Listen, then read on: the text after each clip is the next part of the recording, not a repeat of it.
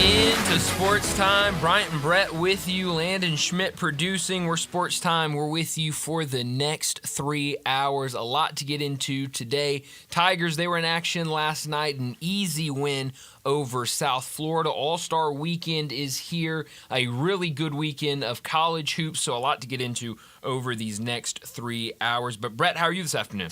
Brian, I'm doing well, and I look at the Tigers' schedule, and I only see only 3 more road games the rest of the year, Sunday in Wichita, and then at UAB, and the final road trip of the year to Texas San Antonio.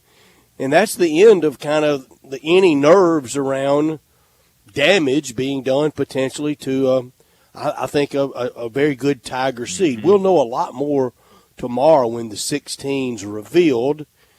And I think Memphis will and should be in it tomorrow. Yeah. I certainly think they'll be around. I think I'm going in with the mindset of they're going to be close, not in, and then if they're in, it just can make me a little more excited. Will they list outside looking in? I don't know. I don't believe they do any outside. I think it's just the set 16. But I'm not positive about how they do it. Last night was easy. Yeah, last night was very easy. And it felt like, we talked about it yesterday, this felt like a game that Memphis had a huge advantage in really any type of way. This is a South Florida team that has not been playing good basketball to begin with. They didn't shoot the three ball well. They didn't defend the three ball well. Inside, they didn't rebound the ball well. This felt like a game where the Tigers could go and dominate. Really, the only reason I did not pick the Tigers yesterday when we were making our picks is because nothing's worked for me this year. And so I've been going with what I think's going to happen. So I said, you know what? Forget it. So you go oppo. Let's go opposite. And it still doesn't work out for me. So I can't figure it out. But no, early was ugly for both teams. It was a lot of turnovers, both teams playing way too fast. But then ultimately, Memphis found their rhythm really in that last 3 or 4 minutes of the first half, and it was no turning back from there. And ESPN sent in a really prominent announce team, Tom Hart and Dave Bradshaw. Yeah. Thank you, from White Station High to do that game, and it turned into a really Memphis Tigers infomercial. It sure did. Down the blowout. It almost went, kind of talk radio style, and I'm sure they were loaded with a lot of filler in case this is a blowout, like it was. Yeah. And I thought it was very entertaining. Yeah, it was.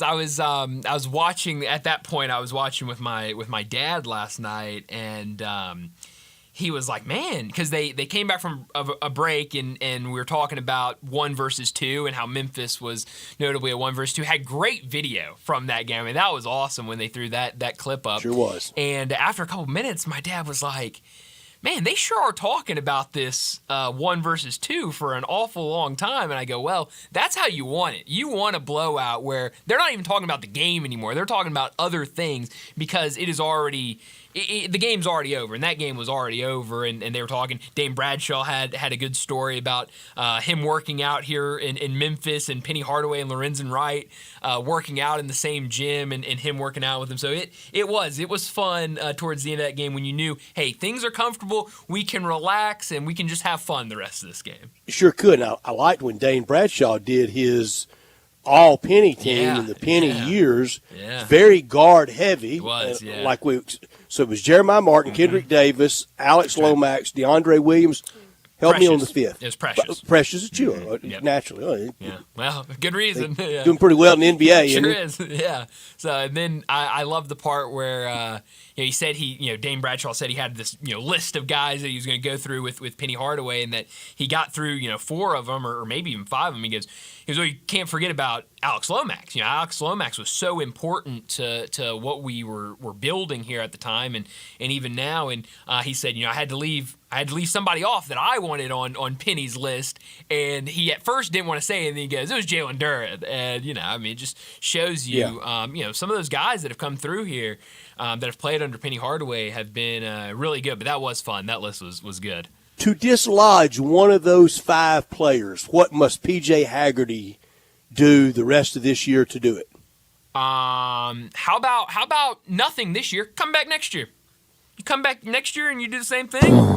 Then you're on there. How about that? Best. My. Return I was telling you season. before we came on today, I felt like I wasn't going to die on the air today, and I was going to be good till 6 o'clock. Yeah, unlike yesterday. I've really scuffled all week. If people have been listening, they could tell. Been a I don't know if I can. I don't know if I can compose myself after that answer. I mean, that's the best answer I've ever heard. Thank you. I mean, that's it. You come back next year. Don't enter the transfer portal. Don't go pro. Come back and be a Tiger again, and yeah, you're on that list easy. Oh, Brian. My goodness. All right, let's pack it up and go home. It was a good day. I have nothing left. I'm speechless. It's rare that I'm like that. I'm sorry. I didn't mean to do that this early. I got to tell you a good. I've used that speechless line. Yeah. Good friend of mine. It is, and it was sudden and unexpected. Mm-hmm. But, she was older and had lived a long, beautiful life, but she passed away a few years ago. Nobody saw it coming. Mm-hmm. And I mean, fine one day, gone the next. Yeah. And at her service, I walked up to him to shake hands. He said, Brett, I got no words. And I told him, I said, you know what? I don't either. And that's a very rare damn exception for me. Well, yeah. And he started howling. It broke the ice. Gave me a big hug. He said, I already feel better. Yeah, needed that. I have no words after that answer from PJ Haggard. I mean, that's it, right? I mean, in this day and age of college basketball, you come back for a second year and you continue to do what you're doing, and you're easily on that top 5 list. I haven't even thought about him coming back for next year. Last night, who else can return next year? I don't know anything about eligibility anymore. That's the great question. Last night was the first night where I was kind of sitting there and going, okay, who on this team can come back next year? Who can't? PJ Haggerty is the biggest one. A lot of seniors on this team. I mean, pretty much the entire starting lineup. All seniors except for PJ Haggerty. PJ can come back. Jared Harris can come back. Barako Koji can come back. And there's a couple guys we haven't seen yet that can come back. But it's not a lot. He would be the one that you would want that has an opportunity to come back. That would be the big fish. And around here with powerful Tiger influential boosters, it can make it worth it for him. Oh yeah, certainly. And I don't want to go full Big Blue Nation thinking they were going to keep Shepard last year. But I don't know. I don't think PJ Haggerty is a guy that's looking to go to the NBA after this year. But he's certainly a guy that could probably leave here and try to. Is he not even second round? I don't think so. I haven't really looked at mock drafts that far, but I really haven't heard his name with any draft buzz. I could be completely wrong. I have not really paid that close attention to it. But I think he's a guy that you're going to be fighting, big time other colleges to try to get him back next year. Oh, that's who. Yeah, you're right. That's it. That's who you're going to fend off. I think he's going to be a guy we're sitting there waiting on transfer portal day. Does he get in or does he stay? Interesting. Yeah, and he might be one. He could be one. I mean, and I wouldn't blame him if he's one that says, I'm going to go into the transfer portal and then ultimately comes back but just goes out and sees what's out there. I don't know. Yeah, and if he did that, I don't think we should have the collective freak out. No. It's the way of the world now. Yeah. It'd be a little bit of a freak out. I don't say a freak out, but you'd go, okay, who else is coming to the table? We'd have to dig deep. You'd have to dig deep, and but no, I mean those are things we worry about at the end of the year.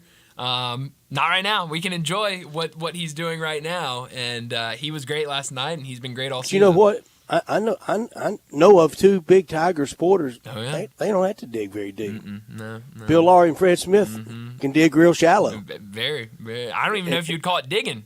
Just loose pocket change. That's right. Yeah, how much do they really have to dig in their vast pool of fortune? And you shouldn't always expect them to do it. I was joking in that last 15 seconds. You shouldn't always expect them to have to do everything, and others have to help as well. Oh, yeah, absolutely. But, again, those are things to worry about at the end of the season. Last night, Tigers were really, really good. Final score, 80-65, a 15-point win over USF on the road. Really Everybody that touched the floor last night for the Tigers made an impact in that game. I mentioned it earlier. It was ugly at first for both teams. I mean, it was a turnover fest. It was a missed shot fest. It was, any negative word you could late use on for a Thursday game. fest. Yes, it was sloppy.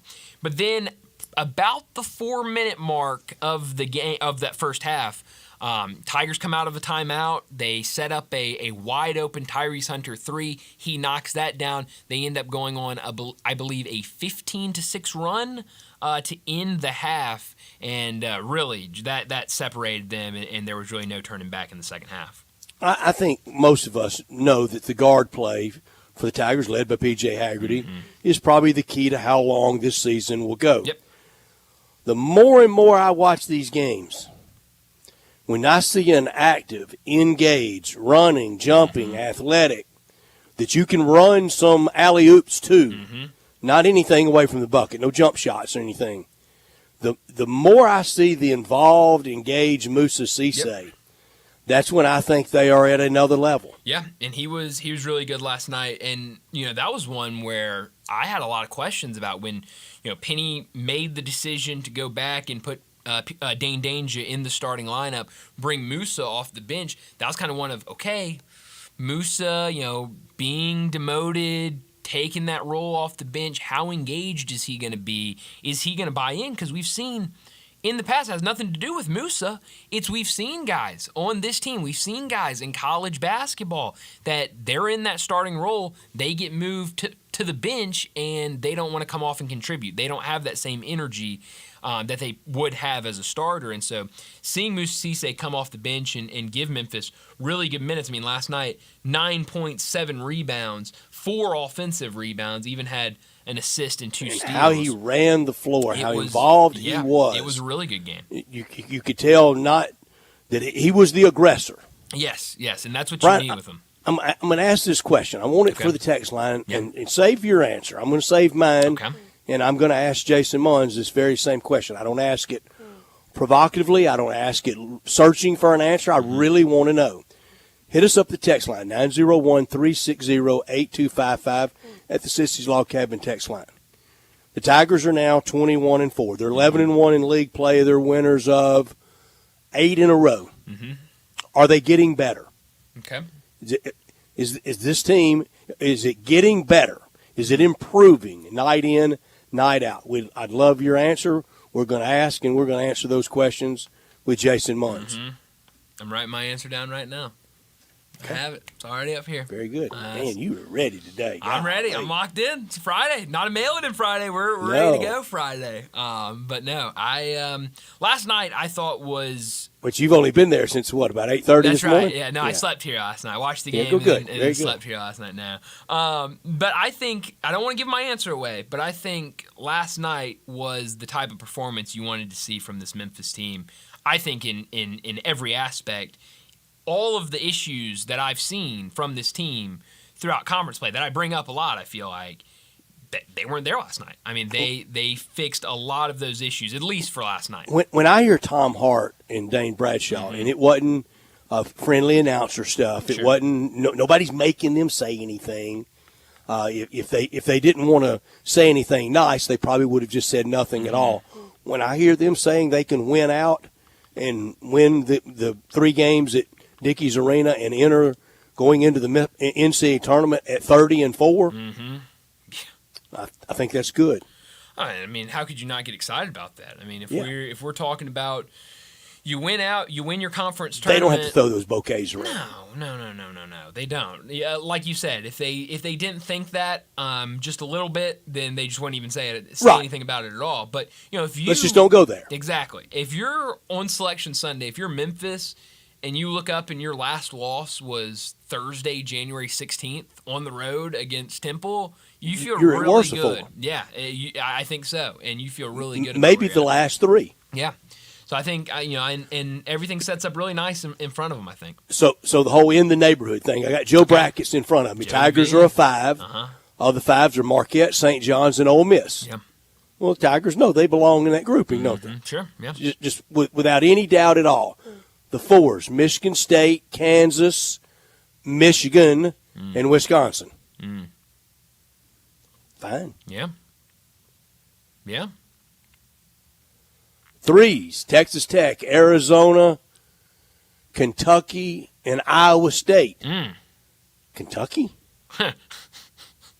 Joey B, maybe we found somebody else Joey B loves. Kentucky, a 3? Okay. Yeah. I am. I know we talked about it yesterday about the top 16 reveal tomorrow. I'm not a huge fan of it. I don't love it, but I will be watching tomorrow because I do want to see if the Tigers are in or if they're out. I don't love it, but I'm going to be watching every second of it. Every second. Just like the football reveal. That's right. I detest it, but I'm going to watch it. I'm going to consume every minute of it. You hate watch it. What is that? That's weird, isn't it? It's, I think it's more common than you think. I think a lot of people last night, Tiger bankroll. I took a big lick last night, didn't I? You sure did. I went 325 and got there with the Tigers. Yep. Your brother Connor, he had the Tigers as well. He's 16-9 this year picking Tiger games. Yeah, he's on a roll right now. I wish I could get some of his magic because I certainly don't have any. Darian won last night. He's 15-10. I lead both of them. I'm 13-12, but my money's been right. Really been 3 big hits for me. 3 big swings, and you were able to cash in on all 3 of them. Yeah, so. You're 10-15 picking Tiger games. Yeah, I love that for myself. 16-9, 15-10, 13-12, 10-15. Yeah. Sounds like my life right there. A lot of ball left picked up. A lot of ball left, but I'm money management. Got a lot on the line the rest of the year, don't we? Yeah, and I mean it's going to be. Can't run out of dough. Got to win. That's right. It's going to be a race. First thing you got to do is pick the right side. You and Connor. Yeah, I mean that's doesn't matter what the money is. Yeah, I mean can't be putting 300 on the line, and if you're going to pick wrong every game, that's it. You just gotta get a good feel, and I do. Got to have winners. Got to go full Mike Singletary. I like winners. I like winners. Well, we have a lot to get to today, so let me set up today's show before we get to top and not top story of the day. 3:30, Alan Bell from the AB3 and Driving the Line. He'll join us to talk some wagering. We'll talk about the Super Bowl from last weekend as the Eagles had their Super Bowl parade earlier today in Philly. Wild as you would imagine, looked like a good time. More so. Really? Maybe the drunkest place on planet Earth today. Yeah. Oh no. I mean, you had people on monuments waving Eagle Mardi flags. Gras can't touch it. You had. I saw a video of the cops doing their own rendition of the Tush Push. I mean, it was. Yeah. It was a time. Yeah, I mean, party zone. It looked like a good time. So they're celebrating. We'll talk a little bit about the Super Bowl with Alan Bell. We'll also get to college baseball starts today. I know Alan loves college baseball, so I'm going to try to get some plays out of him for. Boy, you better have a big old coat out there at college baseball today. Yeah, it's you've seen the forecast for next week. There won't be games next week. No. I mean, where are we supposed to? I think snow in the forecast either Tuesday or Wednesday. So, overnight lows, single digits. Or as the weather goops say, coldest air of the season. Ooh, the coldest air. I love that. Yeah, that's good stuff. Well, we'll talk a lot with Alan Bell. 3:45, we'll get back into the Tiger conversation, talk about their win against USF. 4 o'clock, Bruce Marshall from Vegas Insider, CBS Sports, and BAMSports.net. He'll join us. A little bit of the same, a lot of wagering talk with him. We'll talk about the Super Bowl. We'll also get some picks from Bruce as well. 4:30, Ty Richardson from ESPN Arkansas in Fort Smith. He'll join us, talk the Razorbacks and the SEC. We've got to talk. We didn't get to catch up with him last week, so about 2 weeks worth of Arkansas basketball to catch up with him, and then also best 2-week stretch of the year when we don't talk to him. Yeah, it's been really fun for Arkansas, so a lot to catch up about with Ty at 4:30, and then we'll also talk a lot about 1 versus 2, Ole Miss versus Mississippi State tomorrow. Really good day in the SEC tomorrow afternoon. 4:45, we get to big number of the day. 5 o'clock, Jason Munns, the Tiger basketball beat writer over at the Commercial Appeal. He'll join us as always. Jason's presented by Jim's Place Grill in Collierville. 5:30, we'll talk about what's trending, and at 5:45, we'll wrap up today's show like we always do with Crunch Time. Let me remind you, we're in our Family Leisure Studios where family and fun come together. It's the preseason pool and spa sale. Spring is just around the corner, and it's time to start thinking about your backyard entertainment. 2024 pricing on all above pools and patio furniture. Beat the rush and get in line for your pool installation right now. Patio furniture is up to 70% off to make room for the incoming inventory. play gyms, trampolines, and outdoor kitchens, they're on sale too. Spas are up to $3,000 off, and if you mention this ad, get a $250 gift card with a pool, spa, or patio furniture purchase. So head over to Family Leisure, 2120 Whitten Road, just north of I-40. Pardon the pun, but no shock Sunday, according to Jason Munns.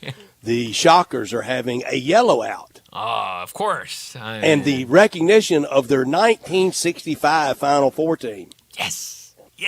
What a day. I say this respectfully. I hope all the members of the 1965 Final Four team, I hope they all make it to Sunday. I hope they do. That's the question. When you get that far back, you're starting to ask a lot of questions. That's also Watch an the early Green Bananas. game on Sunday. Yeah. 11 a.m. start. Ooh. Produced by Landon Schmidt. We are Sportstime. We're with you until 6 o'clock. We want you to join us at 901-360-8255. That's the Sissy's Log Cabin text and talk line. Hit us up there, please. All our guests would join us at 901-360-8255 on the Sissy's Log Cabin guest line. He's Brian. I'm Brett. And this first hour brought to you every day. As always, we're in our Family Leisure studios. And as always, this first hour brought to you every day by Lexus of Memphis at 2600 Ridgeway. And online at lexusofmemphis.com. Great offers on all 2025 models and always special leasing options. Driving luxury and confidence knowing that every new Lexus comes with complimentary first and second maintenance services. When you purchase a Lexus, you get top-of-the-line engineering and design, and they make for the safe luxury driving experience. Online at lexusofmemphis.com. Experience amazing at Lexus of Memphis. Top story of the day. Well, my top story of the day, it's got to be Memphis and their 80-65 win over South Florida. They made it look easy, even though it was ugly early. Both teams turning the ball over left and right to start the game, and then once they stopped turning the ball over, they went through a long stretch where neither team felt like could make a shot. It went on a stretch. Memphis started the game 5 for 9 from the field. Then after that, 1 for 9. It got to a point where both teams were 1 for their last 10 made field goals. So it was really ugly, but really at about the 4-minute mark, the Tigers, I don't know what happened. I don't know what Penny Hardaway drew up, what he told the team, but something clicked right there. About 4:05, there was a timeout called. Memphis led by 6 points, shooting about 34% from the field. Out of that break, they set up Tyrese Hunter with a wide-open 3. From there, they go 5 for 7 from the field until the end of the half, a 15-6 run on that stretch. It was 15-3. Musa fouled a three-point shooter with like 2 seconds left in the half. He stepped up, knocked down all 3 points. So just like that, in a 4-minute span, Memphis went from being up 6 to being up 15, went from shooting 34% to shooting 41%. The offense was clicking, and it really never stopped after that. It was all Memphis, and when you look at this team, pretty much everybody that saw minutes last night played well. 4 of your 5 starters finished the night in double figures. Dane Danger led the team with 20 points, but even the guys that didn't light it up with points were super effective and super efficient. Nicholas Jourdain, what he did, only 2 points, but 9 rebounds, 3 assists, 2 steals, and a block. Dante Harris, only 10 minutes off the bench, but added 4 rebounds, 2 assists, 3 steals, while only scoring 2 points. Everyone played their role really well, and I talked about some of those issues. The Tigers last night, turnovers have been an issue. 8 turnovers in the first half, only 4 in the second half. You can live with 12 turnovers in a game. They had 15 assists, 51 rebounds, including 16 offensive rebounds. So a really, really solid game for the Memphis Tigers. I'm there. A win is my top story. A win is a win, especially when it's a good win. 21-4 for the 14th ranked Tigers, and really chopping wood into a March Madness. Just keep on rolling. 8-game winning streak, no drama, no sideline pouting, very little smoke, just playing ball. Yep. That's all they need to do at this point. For home games, the crowds against these conference teams, it may be a lost cause. Just keep winning, though. 80-65 last night over South Florida, just 12 turnovers. That's a good sign. You can live with 12 turnovers. Yep. Good win. Now on to Wichita. Yep.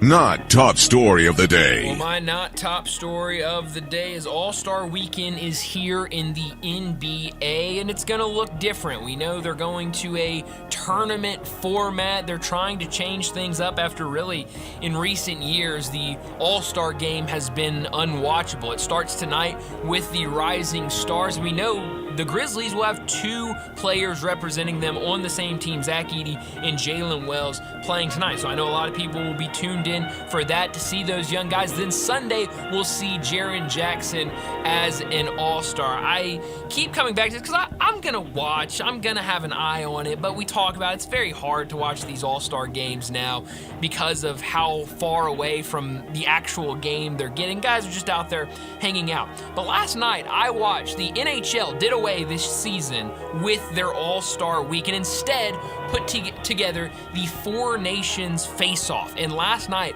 watching Team USA go up against Finland and the back and forth between those two teams. USA won 6-1. They scored, I think, 4 goals in the third period. Before that, it was electric. Guys playing with such a high motor, playing like it was almost Game 7 of the Stanley Cup Finals. Obviously, you couldn't do that same format in the NBA. I like what Keith Smith brought up. Maybe something a USA versus the world. Have some sort of pride on the line, because I saw it last night with these NHL guys. They were playing like it mattered, and maybe if you did something like that, these guys will play like it matters. Maybe so. And now we're hearing across college football, probably the end of spring football.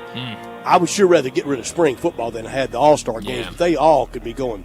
My not top story, Bryant, please explain to me the green base at first base in college baseball. Yeah, safety, just, make it wider. We have two first bases, right? That's right, yes. But they're the same base, they're just more space. But there's 2 bags over there, That's right? There's 2. Yep, that's right. Why does baseball have to do me like this? Well, at least it's not Major League Baseball yet, You know it's coming. It's coming. That's why I said yet. Why does baseball... I guess somebody that first started the DH was, I probably would have ridiculed. Sure. I know I would have. Sure. How did we go to we have 2 bases at first base in college baseball? I don't know. I did not know that every team was doing it this year. I was a little Did they do it last year? Some did it last year. I know, like the SEC tournament did it last year, but that's really dumb. I thought it meant more than SEC. Well, it's supposed to. That means stupid. I think this is the first year that I think every team has it, because I was noticing it all over the place. Did we have that many injuries? I don't know. I'd have to do more It's research. for safety, right? Yeah, it's definitely for safety, yeah. Give them more space. That's something else I can blame that dang travel baseball on. I thought you were going to blame Manfred. That was a shocker. I thought you were going to blame him. He's probably the godfather of travel baseball. Well, it's true. Somehow they're all connected with each other, right? But yeah, that was... I will say, I was a little surprised when I saw that today on really every game I turned on earlier today. But that'll do it for top and not top story. When we return, we got to talk some wagering. Alan Bell, he joins us next. Join the voice of the Tigers, Dave Woloshin, for Wolo and Friends. Weekday mornings from 10 to 11 here on Sports 56 and 98.5 FM.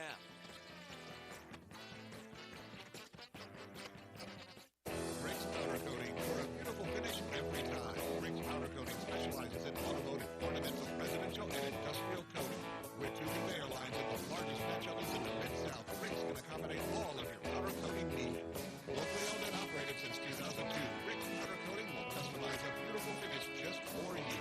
Drop by or call to see how Rick's Powder Coating can bring color to your life. 901-367-2771 or rickspowdercoating.com. If you need glass replaced, there's only one name you need to know. Benswinger Glass, the largest full-service glass company in the U.S. They've been an industry leader for over 145 years. For all your residential, commercial, or auto glass needs, Benswinger Glass is the name you need to know. 24-hour emergency service for all commercial customers, plus a nationwide warranty on all professionally installed glass. Visit Benswinger Glass in Midtown at 340 South Hollywood across from the Liberty Bowl. Visit BenswingerGlass.com. Benswinger Glass. Step up your wings game at East Coast Wings and Grill. With 60 wing flavors and 7 heat indexes, do you have what it takes to turn the heat on your wings up to insanity? East Coast Wings and Grill is family friendly with a large variety menu to satisfy the whole bunch. Sign up today for their loyalty program and taste the rewards. For every dollar you spend, you collect a point. Earn 100 points and receive a $5 reward. Next to Lowe's on Highway 64 in Marlin, try America's best wings at East Coast Wings and Grill.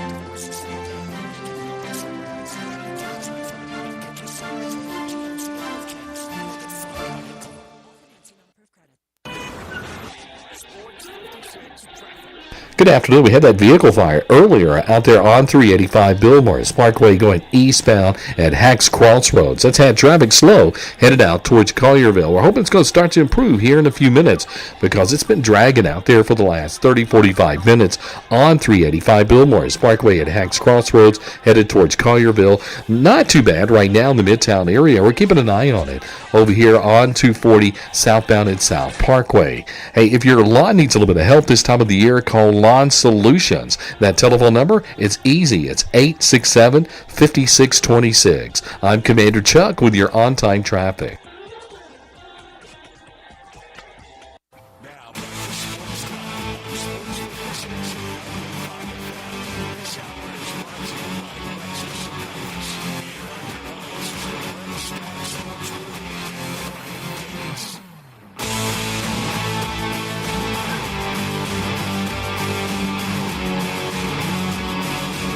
Welcome back into Sports Time. Bryant and Brett with you in our Family Leisure Studios, and joining us now to talk some wagering, Alan Bell from the AB3 and Driving the Line. He joins us now. Alan, thanks so much for joining us. Let's go back to last Sunday, Super Bowl Sunday.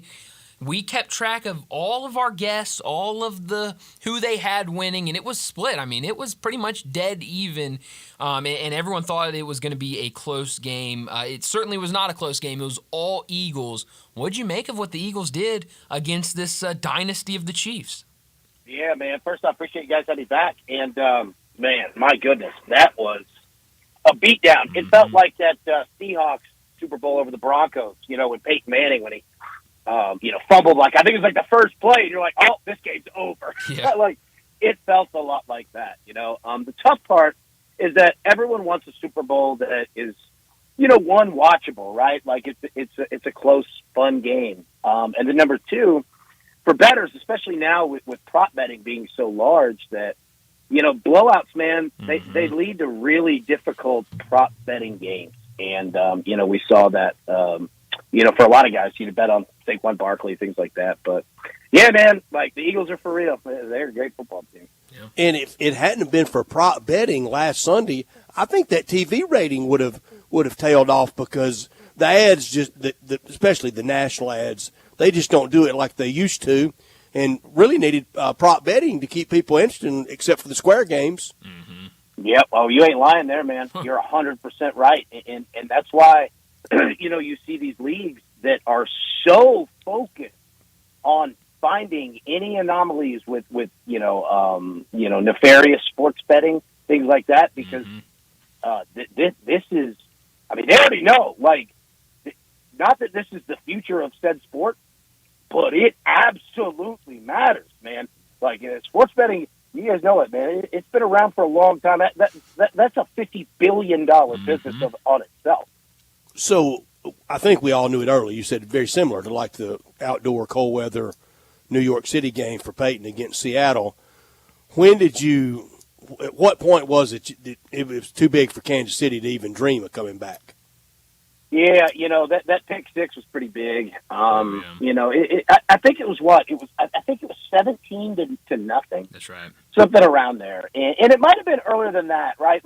You could just see the body language of the Chiefs. And besides Patrick Mahomes running for his life, they looked old. The offensive line was getting whooped. Travis Kelce and DeAndre Hopkins. I mean, they couldn't get open. They were dropping passes. It just looked like a completely different Chiefs team. And don't get me wrong. Like, I'm not a Chiefs fan. I don't have anything against them. I totally get people who are tired of seeing, like the Chiefs fatigue. I kind of felt bad for Patrick Mahomes. Let's keep that in context. Yeah, like he's had a great career. We're not making a boo-hoo story here, but I think that he looked around as well and was like, it's just me out here. Because the defense was negated, right? Like once all, you get a 17-point, I don't care how good your defense is. Like they're stuck in a hole, buddy. So yeah, like around there, it was just, you could see it on the Chiefs. You were like, oh, they ain't got it today. That comeback ain't happening.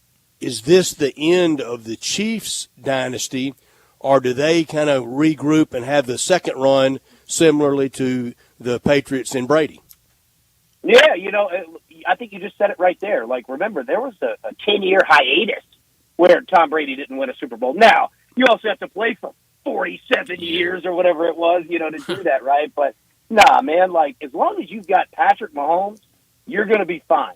As long as you've got Andy Reid, and it looks like, Steve Spagnuolo, the defensive coordinator, like, he's pretty fine with getting paid very well and being a defensive coordinator, which I don't think is a bad idea. Like, being a head coach, I'm not going to say it's not for everybody. It's not, but it's not always what it's cracked out to be. You get stuck in really bad spots, So, I mean, if you've got those three, you've always got a shot. And clearly, I mean, they draft well.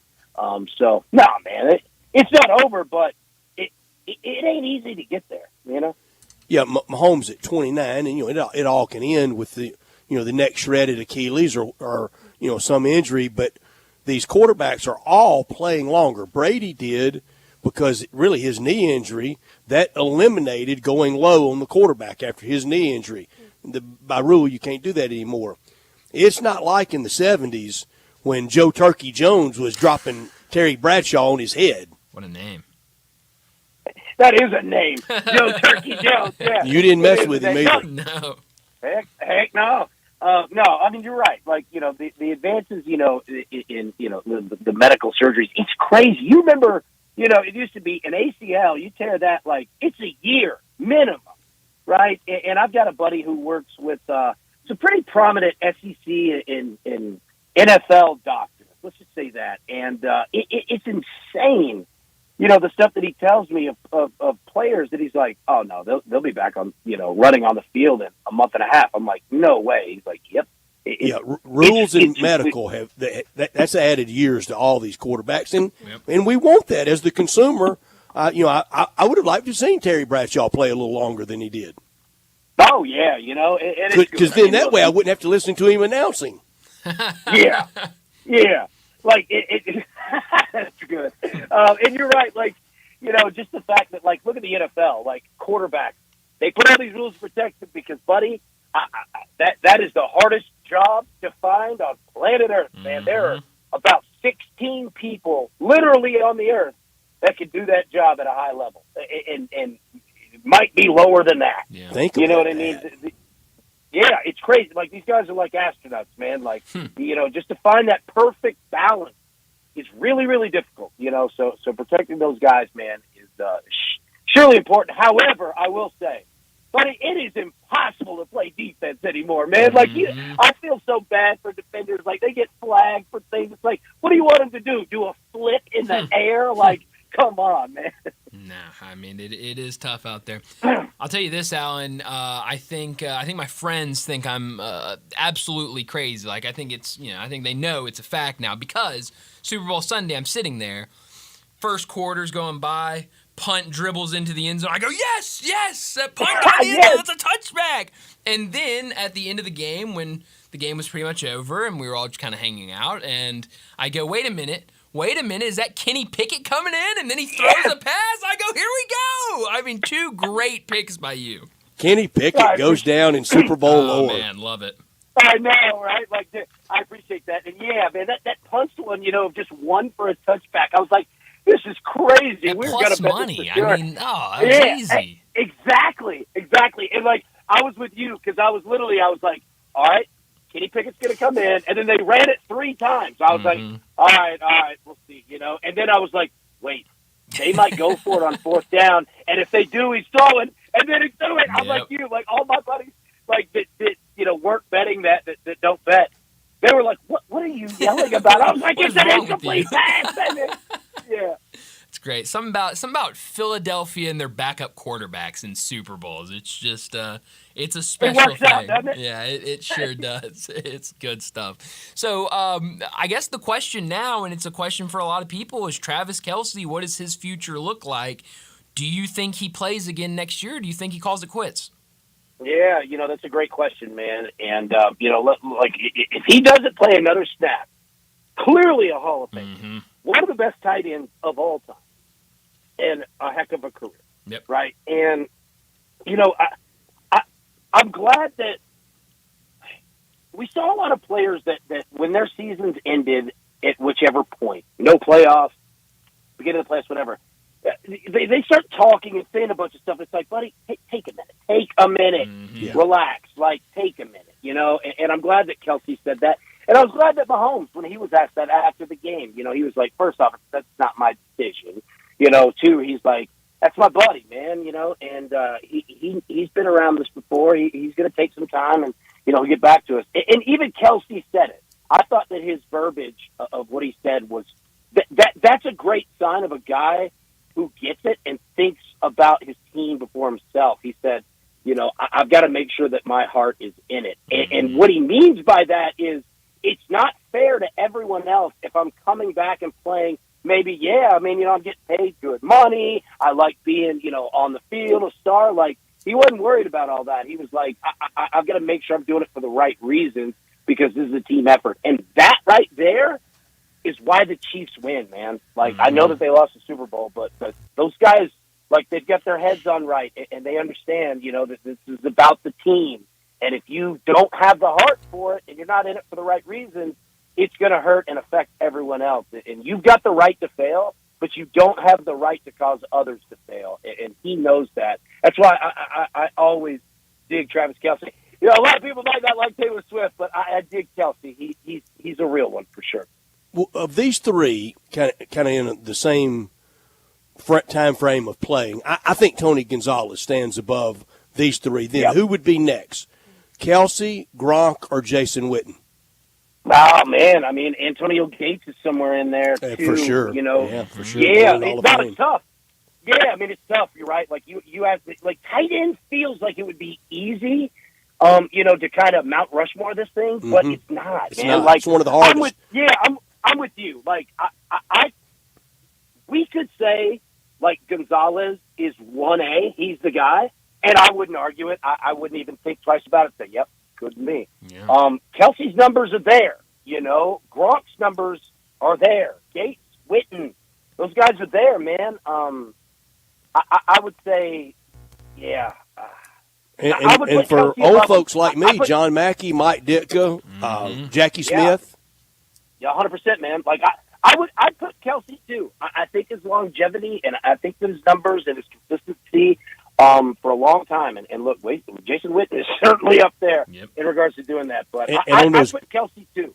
Yeah. On those great Cowboys teams, on those Troy Aikman teams, Jay Novacek called everything thrown at him. He sure did. He absolutely did. See, man, the tight end, when you have an elite tight end, like, it helps so much, man. Yeah, it absolutely does. Well, Alan, before we get you out of here, it's a beautiful day. College baseball is back. We've been watching it all day. Is there anything you like later tonight on the college baseball side? Yeah, definitely, man. I'll tell you this. Arizona Ole Miss is going to be a war. I can't wait for this game. I'm taking the over in that one. It's going to be a lot of fun. And also Vanderbilt and Grand Canyon. I like getting runs in that game, even though that's really not Vanderbilt's style. Grand Canyon can hit, man, for sure. They can hit. I really like those. But that Arizona Ole Miss, yeah, buddy. Like, hitting is going to be way ahead of pitching to start the year, as it usually is. Yeah, I'm all for some runs in that one. Those are 2 good teams. Alan, your Twitter site is just one of the best. It's fun, it's informative, it's friendly, it's engaging. You are a man of the people. But you sent out a tweet earlier today I thought was really, really sharp, because sometimes getting instant, up-to-date college baseball information is an act of Congress. You sent out earlier today a good scoreboard update site. Yep, D1Baseball.com. And I'll tell you this, anybody that wants to track games, if you use ESPN or, your betting apps, right, college baseball stuff, D1 Baseball, that's literally one, baseball.com, and you can click scores. They've got a live update. And not only that, for how helpful it is, their people, the people that operate and run D1Baseball.com, Kendall Rogers and his team, phenomenal people. Like, they are great folks. If you're new to this, new to college baseball, clearly, this show right here can help you out. But if you're looking on, websites, there's not much better than D1 Baseball. They're fantastic. Yeah, no, it is the number one site, I think, for college baseball. It is absolutely phenomenal. Alan, as always, thanks so much for joining us. Enjoy the weekend. We'll do it again next week. Look forward to it, boys. Y'all have a wonderful weekend, and we'll see you next week. Thanks, Alan.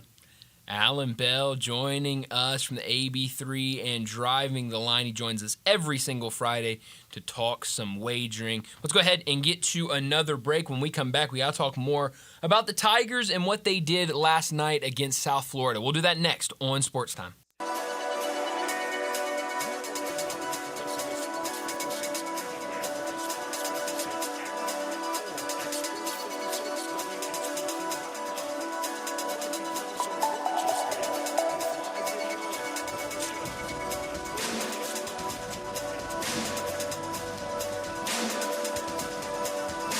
Fall is football at the Owner's Box Sports Bar and Grill in Lakeland, Town Square.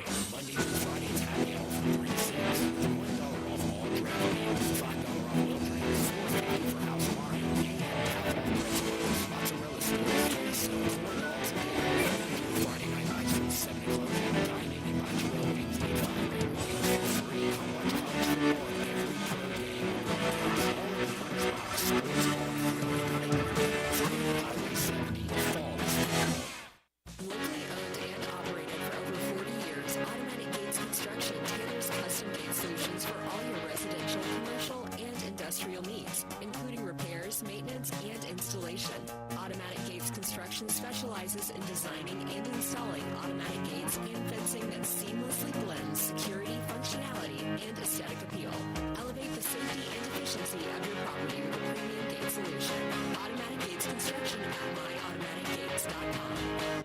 I know it's not spring yet, but it's close, and right now, it's the perfect time to start thinking and planning for your backyard entertainment. Just so happens Family Leisure is thinking that way too, with their preseason pool and patio sale. Get 2024 pricing on all above-ground pools and patio furniture.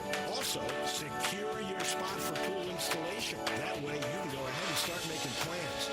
Lots of new inventory is en route, so in-stock patio furniture is up to 70% off. You want a play gym, a trampoline, how about an outdoor kitchen to go along with that new pool? They're all on sale too. You can get spas up to $3,000 off and save even more by mentioning this ad. You do that, you'll get a $250 gift card with a pool, spa, or patio furniture purchase. Winter won't last forever. The spring will be here soon, so get ready with the preseason pool and patio sale at Family Leisure, Whit Road off I-40, where family and fun all come together.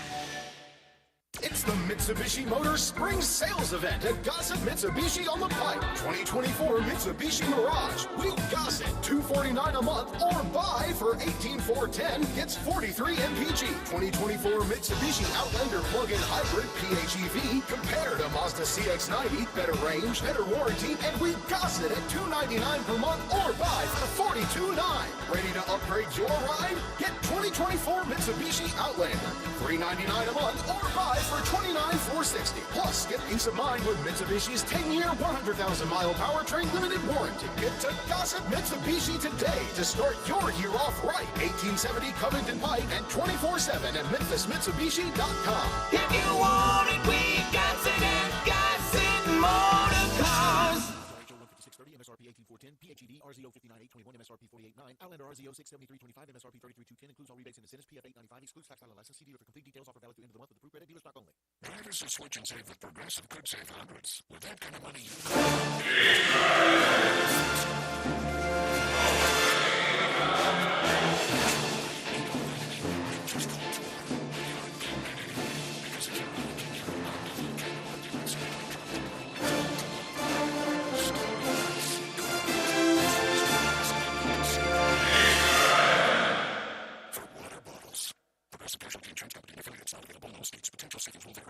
Now, back to Sportstime. Sports 56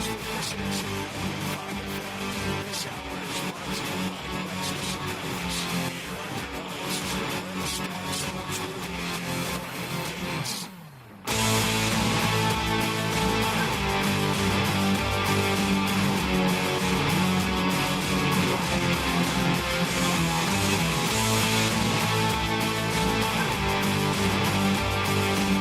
Welcome back into Sports Time. Bryant and Brett with you. We got to talk more about the Tigers, what they did last night against South Florida, a 15-point win on the road against USF Tigers. They'll now head to Wichita for a Sunday morning game against Wichita State. Early game Sunday at 11 a.m. will be one of the first games of the day. We talked about it earlier, a really impressive showing on the road for the Tigers. It was, Brian. I've heard some slight. One of the critiques against the Tigers they aren't beating these teams bad enough, and some of the pushback against that is, well, who cares what the betting lines are? And I'm kind of along those lines. The object is winning. Well, last night the object was winning. They did win. Mm-hmm. The point spread was 7.5, and they won by double the point spread. That's right. Yeah, I mean, you couldn't have asked for better. How can you criticize that? No, and I don't think you can. What was the margin supposed to be last night? Exactly. I mean, 29? Right. Yeah. I mean, I don't think anybody should be criticizing what the Tigers did last night. I mean, I thought really impressive. I would beg people, certainly in the Tiger camp, I wouldn't overly scrutinize this team. I said it a few weeks ago, the paralysis by analysis. I wouldn't get too hung up on that. Enjoy this. Yeah. Like I said in my top story, I wouldn't get too hung up on what the crowd sizes are. Yeah, no. I mean, I think you've set yourself up really well right now for the Tigers with what you did in non-conference, stacking those wins. And now you just gotta keep that train on the tracks through conference play, and I think you'll be in a really good spot come tourney time. I'm not going to do it, but I wish somebody would do the big number, kind of the magic number of what's the number of made threes and your record if you hit this number. Is it 9? Yeah. Is it 7? Is it double digits? And how many games you win if you get to 9 made threes? That's kind of my number. Make don't give up 9. Yeah, no, I think that's I think that's a good one. And last night, Tigers finished with I have nothing with 9 to back made that threes. No, I mean, but I mean it's good. I mean, if you can get 2 or near double-digit threes, I think you're in really good shape. And you look at that game last night, and I think a lot of people have talked about this Tigers 3-point shooting team. They are top in the country in three-point shooting percentage, but they don't take a lot, and so you can see some weird games. You can get some weird games where they start off. I think Sunday against Temple, they started like 1 for 5 from 3, and then started making them late. Last night in that game, they were shooting about 42% from 3, about halfway through that second half, with 9 made threes, and then I think they took maybe 4 or 5 more threes and missed all of them at the end of the game, and that's what brought that percentage down to 36. So yeah, I think you look at that 9 made threes, and you feel really good if you ever get to that number. No mathematician am I, but I know nobody can survive the other team making 11 or 12. Right. Yeah, it goes back to, I mean, you hit double-digit threes, and you feel like you're in a good spot. 12 out of 25 or 12 out of 65. Yeah. If they make that many threes, I think you're in trouble. The Tigers got up 24 at 65-44 when they were up 21. Mm-hmm. It's when I knew the Tigers were going to cover, but I consciously thought, now did they make this win 28-29, or do they settle in around winning by 16 or 17? Sure. Yeah. Well, it was the latter. It was by 15. Mm-hmm. what of it? Yeah, no, I mean, I think, you saw them jump out, and then at the end, it was kind of those last, 3 or 4 minutes, you let South Florida knock down a couple threes, and, they make it a 15-point game. At that point, at that point, we were way past the telling stories about Memphis versus Tennessee, 1 versus 2, and so, I mean, the game was already I really wrapped up. enjoyed that part. I really did. I like Dane Bradshaw. I love when he joins Greg and Eli. Mm-hmm. I don't know Dane Bradshaw. I think I've met him a time or two. Yeah. With Richard, but I don't know him. Yeah. And I like Tom Hart a lot, and they were ready for the blowout portion of the game. They were. They absolutely were, and they got it. But I mean, going back to what we talked about with Dane Danger and getting him in the starting lineup, I think has really opened up this offense. And you really look at what he has done. It's opened up his game. I feel like whether it's confidence or whatever it might be, he's been fantastic. And for a while there, I was waiting, going, okay, well, what happens when you have a bad Dane Danger game with him in the starting lineup? But I don't think you're going to get that. It feels like they are really running the offense to benefit him and to put him in good positions. And really, the shots he's taken are not easy shots. I mean, these, turnaround, hook shots, fadeaways. Up and unders. Going against it's he's taking some tough shots, and he's making it look really easy. He down on the blocks, but Haggerty also. Mm-hmm. I mean, it's CDR angles. You could tell the respect Bradshaw had for CDR. Oh yeah, absolutely, absolutely. Why wouldn't you? I mean, All-American. Yeah, that a lot of guys. They mentioned the unanimous All-Americans in Tiger history: Keith Lee. Yep. Penny Hardaway and Chris Douglas Roberts. Yeah, no, it was fun listening to that game and hearing.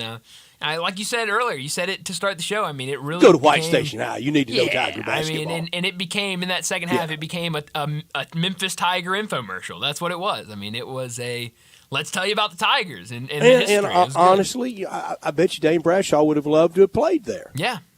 But he had his opportunity somewhere else. Yeah, absolutely. So now that was a lot of fun last night, and like I said, now the Tigers will turn around and hit the road to Wichita State, a team that they beat in Memphis a few weeks ago, a game that was close, game they trailed for most of the night, then came back at the end, and a pretty comfortable win, about an 8-point win in that one. So we'll see what they do on the road against Wichita. Brian, I know sometimes in high school basketball they will have a game designated as homecoming. Mm-hmm, yeah. College basketball is not much, and we know it's really popular college football. Yeah.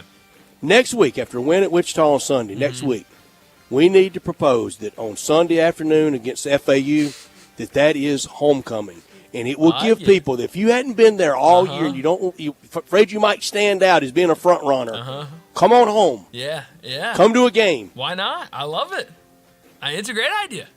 We'll push that. Monday, when we come back, we'll be pushing that all week. A nice little off week, no weekday game for the Tigers. A week of build-up, too, for a quality opponent. Yeah, no, it absolutely is. Well, let's get to a break, and when we come back, we're going to talk some wagering with Bruce Marshall.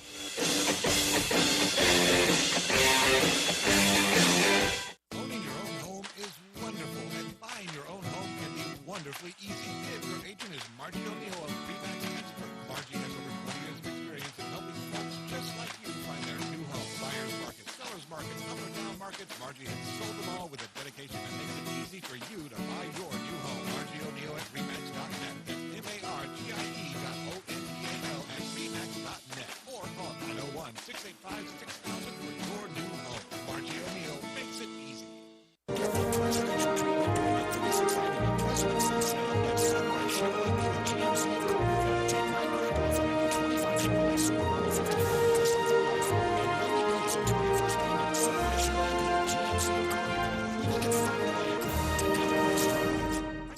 Licensing costs, registration fees, taxes, and dealer doc fee of $899.50, which are to be paid by the consumer. Example, stock number SC1264070, MSRP $48,840, dealer discount $4,000, $2,000 customer cash, $3,000 bonus cash, sale price $39,840, interest starts at date of purchase on approved credit, expires 3/3/25.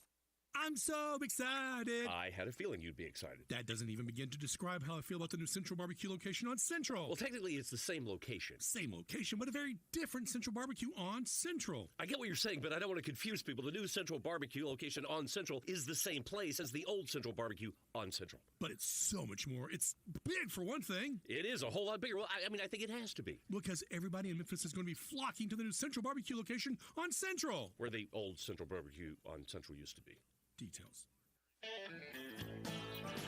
Hi, this is Troy Five-Ash, owner of Five-Ash Roofing. Did you know there are so many roofing companies in Memphis that I don't even know them all? So that begs the question, which one should you choose? So I thought I'd give you a little background about me. My grandfather was a World War II Marine. My father worked for the University of Memphis for nearly 30 years. My mother, a pianist at Raleigh Baptist Church. Seems like forever. I went to Brownsville Road, Craigmont, and Bartlett High School, class of 81. We support the local school systems, youth athletics, and believe in what St. Jude and Le Bonheur stand for. I'm a Tiger and Grizz fan. The point? Memphis is my home. Five-Ash Roofing will be around if you ever have a problem with the service we provide.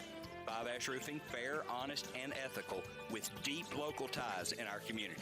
367-0050 or memphisroofer.com. Five-Ash Roofing is what we do. We're here for you.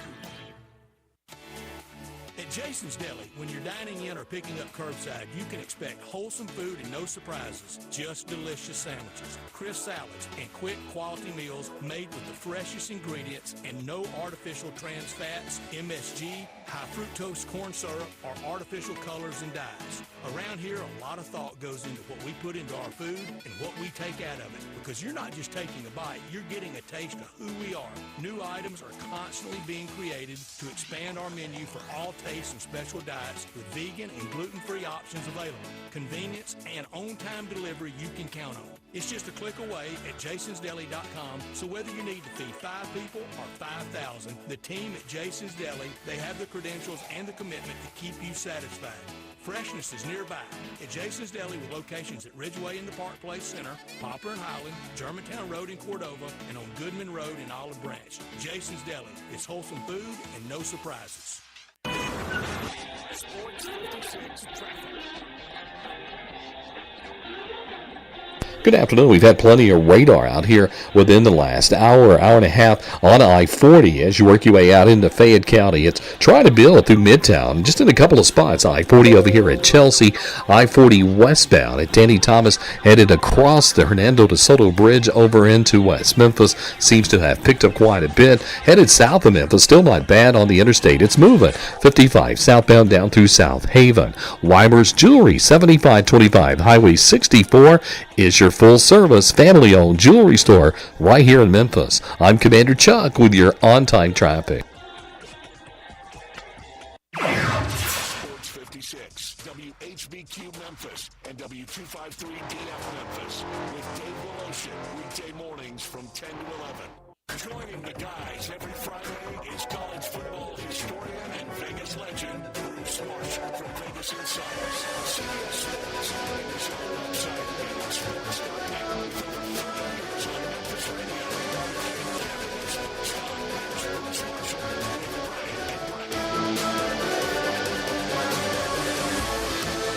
Bruce Marshall, Bruce Marshall joins us now from Vegas Insider, CBS Sports, and BAMSports.net to talk some wagering. Bruce, thanks so much for joining us.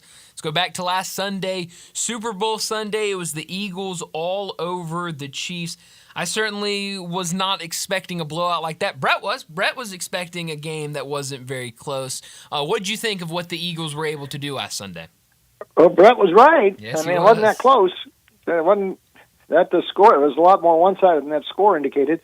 I told Brett Sunday night, I think, I said, "Hey, Brett, this is the January 172 Oklahoma-Auburn Sugar Bowl reincarnated. Almost the exact same scoring. Same town, same score." Oh, that's funny. Yeah, almost. Yeah, the same score, and just the way the scoring sequenced, and Auburn scoring twice late.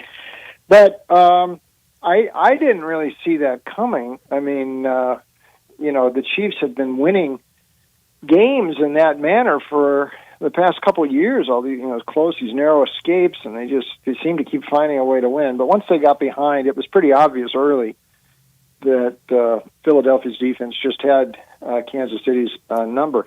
And it ended up looking like a lot of those Super Bowls, from the mid-'80s to the mid-'90s. Brett, you and I have talked about those a lot in the past. Yeah. But we had, 10, 11 years there where there was really only one good Super Bowl. That was the Giants, Bills down in Tampa. But you had just blowout after blowout. And this one looked a lot like those. Pick your Super Bowl. Chargers, 49ers, Bills, Redskins, whatever. I mean, this looked as bad as any of them. Yeah, it did. Dallas and Buffalo at the Rose Bowl was a rout, and that Sugar Bowl, that was Pat Sullivan's Heisman Trophy winning year. Jack Mildren versus Pat Sullivan. And that matchup was announced before that Thanksgiving weekend when you had Oklahoma, Nebraska, that classic on Thanksgiving, and Alabama and Auburn played 2 days later in the Iron Bowl in Birmingham. The Sugar Bowl that was back when the bowl games sort of made bets on their own, like what's going to be the best matchup. And Sugar Bowl's crossing its fingers that they got the national title matchup eventually, effective national title. Instead, that went to the Orange Bowl. But that didn't work out too well for Alabama when Nebraska won big. But, yeah, I mean, that was can't believe that was 53 years ago, Brett. Where did time go? I can't either. I remember the Johnny Rodgers showcase game very well, and then that rout of Alabama New Year's night in the Orange Bowl. Yeah, and it wasn't close. It was 38-6, and that was Bears' first year, the full season run of the wishbone in 71, but they just got broken by Nebraska. Still, maybe, one of the great college teams of all time. Certainly been a few of those from Nebraska, but that Oklahoma, that was also one of the best Oklahoma teams, and, they certainly let Auburn have it in the Sugar Bowl that year. They sure did. Let's talk Patrick Mahomes' legacy. I think he's in the top 2 or 3 of all time. Win or lose last Sunday, it was a loss. In his 5 Super Bowls, 3 narrow escapes to win 2 routes, 2 games being handled. Tom Brady went 7-3. He could have been 10-0. He could have been 0-10. He ended up 7-3. Well, he kind of pulled away in that one against Patrick Mahomes. So I guess that was the only one that wasn't a narrow escape. Everything else was really close. I think it's Brady over Mahomes. And after that on Sunday, back in the argument is Joe Montana. I mean, it's all sort of an awkward argument anyway, and it's a difficult from different teams in different years, and I don't like when it becomes so much Mahomes versus Brady, and try to throw Montana in there too. It's different times, and Mahomes has certainly made his mark. Even if he doesn't get back to another Super Bowl, we know he's going to go down as one of the greats. His legacy ain't done yet. I mean, though I wonder about the Chiefs being able to get back there. There's a lot of AFC teams with some quality nipping at their heels, and it's not been that decisive for them in recent years. They've been just squeezing by. And they're going to have a few of these guys start peeling off like Kelsey. I don't know what he's going to do, but, another year maybe for him.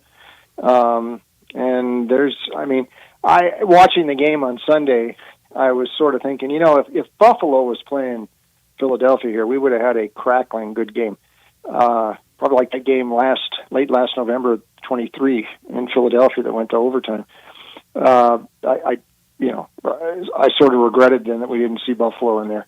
But Mahomes is, he's there, and it's those sort of debates. So there's no correct answer in all this. By me, Montana's still the greatest. He meant a lot more to them. He was the driving force with the 49ers in the 80s there. So by me, he's always my best. But it's all subjective.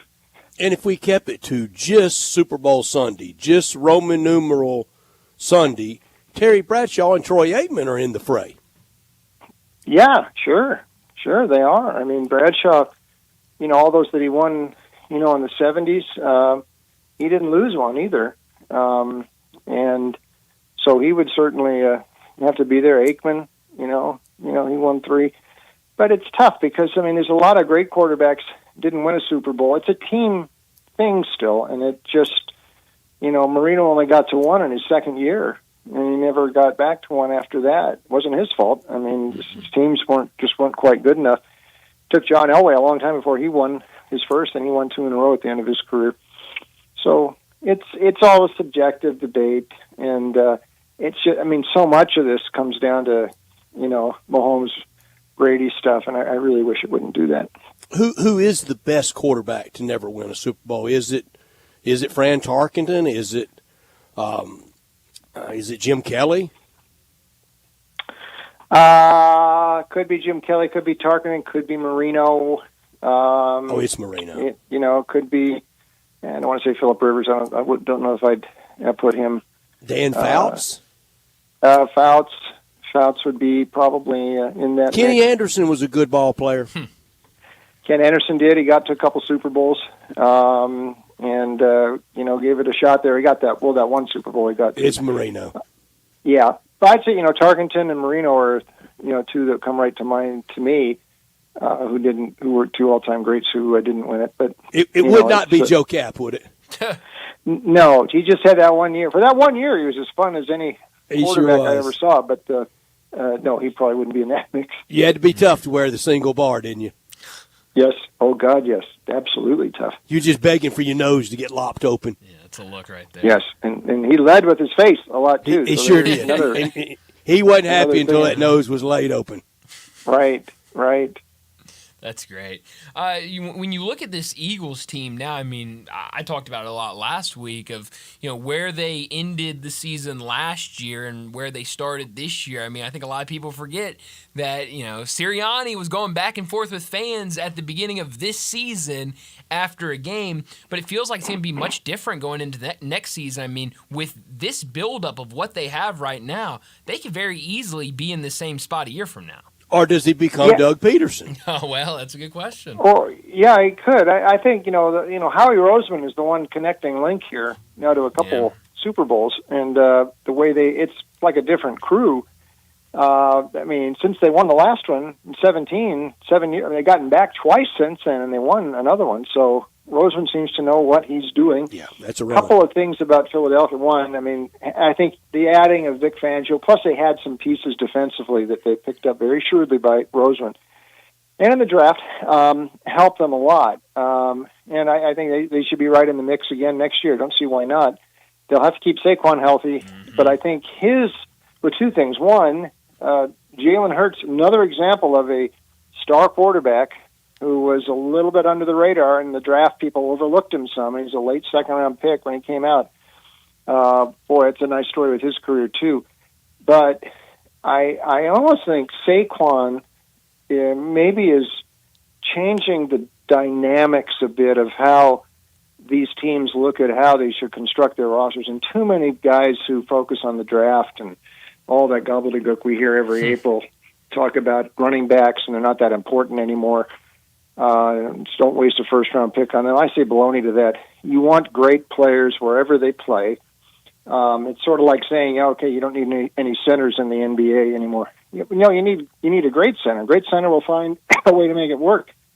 And Barkley's a great player. So I think you may see some teams start to think, if we got this running game going, and look what Derrick Henry, what he's been able to do with Tennessee and Baltimore.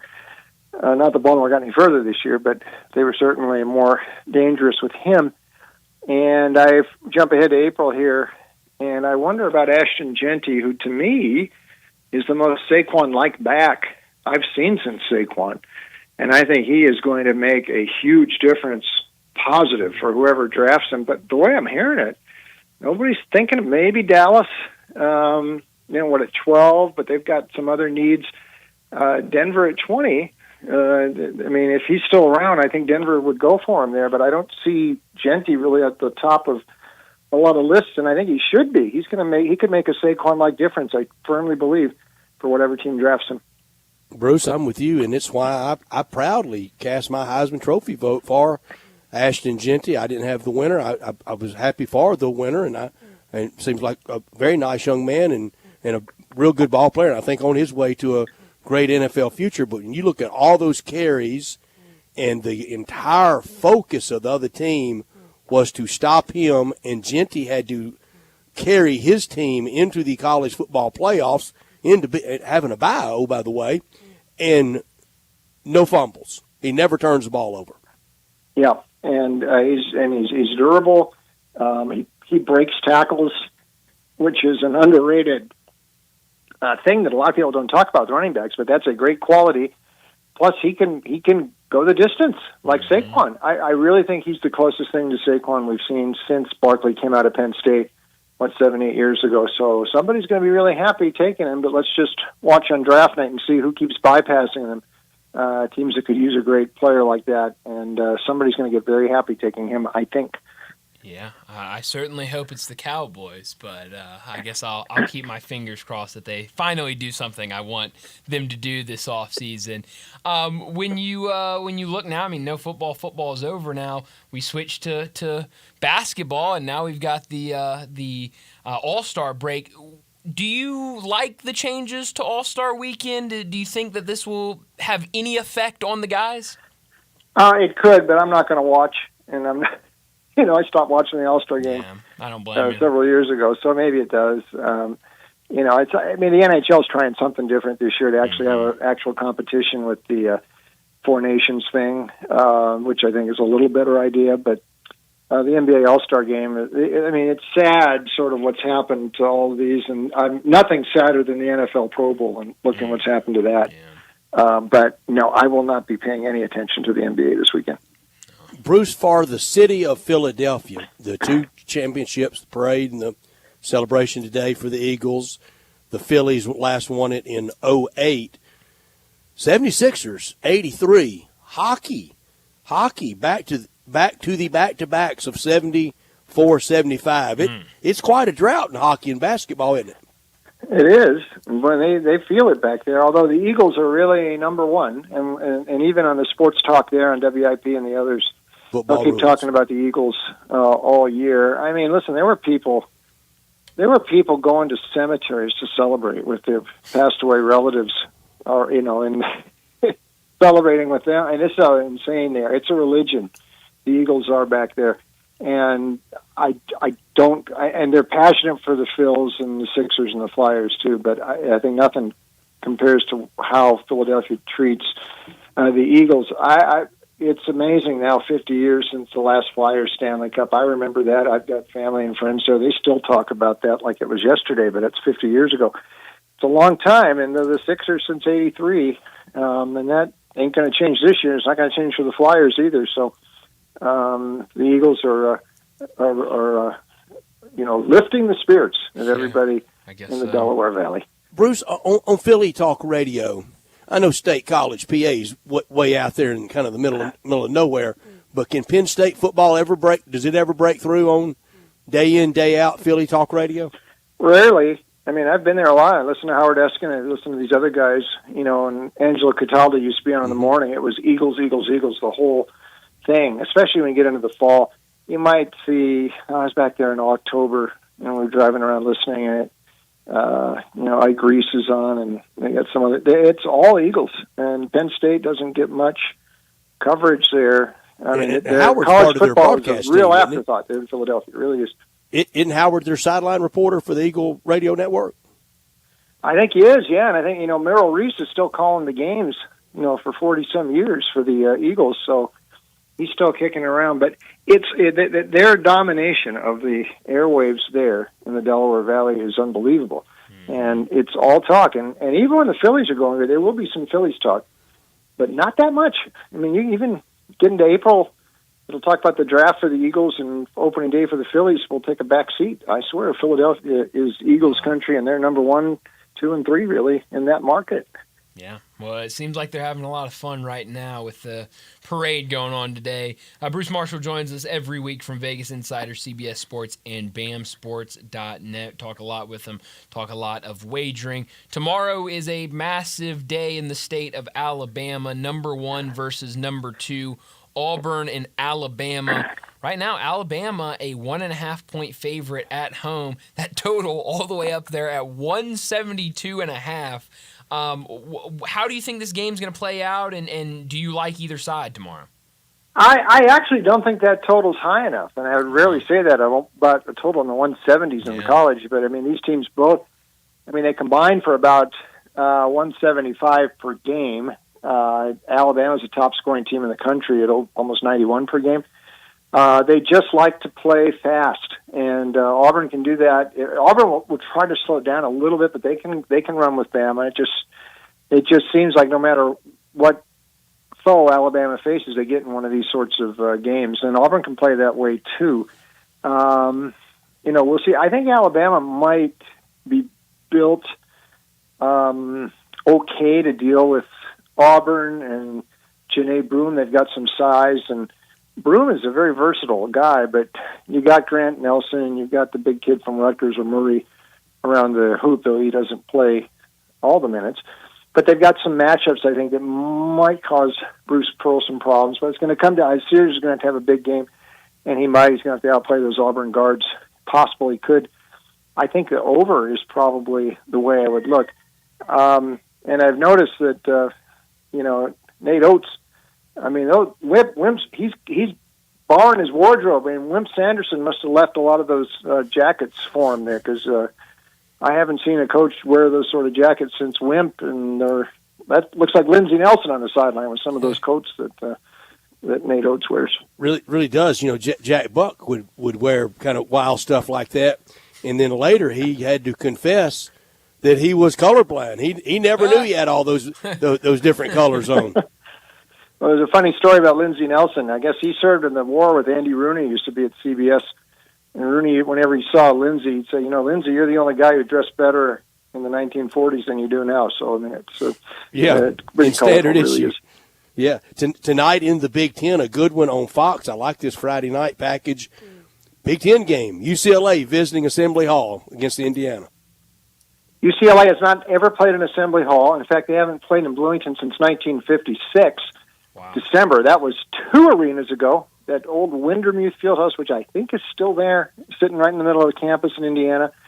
They left there in 60 for that Fieldhouse that is now the track and field right next to Assembly Hall, which opened in 71. UCLA has never played in this new place, and they haven't faced Indiana in 18 years. Brett, you and I remember in the 70s, these teams faced in the Final Four a couple times. There was a famous game at the start of the 75-76 season, Gene Bartow's first game ever. It was UCLA coach, and it was also NBC's first game as the college basketball television package for NBC, and Enberg and Packer were there. McGuire was still 2 years away from joining them. And Knight, who thought he should have won the title the previous spring until Scott May broke his wrist, got satisfying win that night, and that kicked off Indiana for the undefeated season, which is now 49 years ago. They haven't played much. Now, the Woodson deal is interesting. They came up big in the game after he announced he would be leaving at the end of the season. They had lost 7 of 8 prior. Woodson had complained about his team being soft. They did have a game a few weeks ago against Purdue that looked pretty good, but most of his other games very disappointing. So you wonder, for the lame duck coach, is Indiana really turning things around?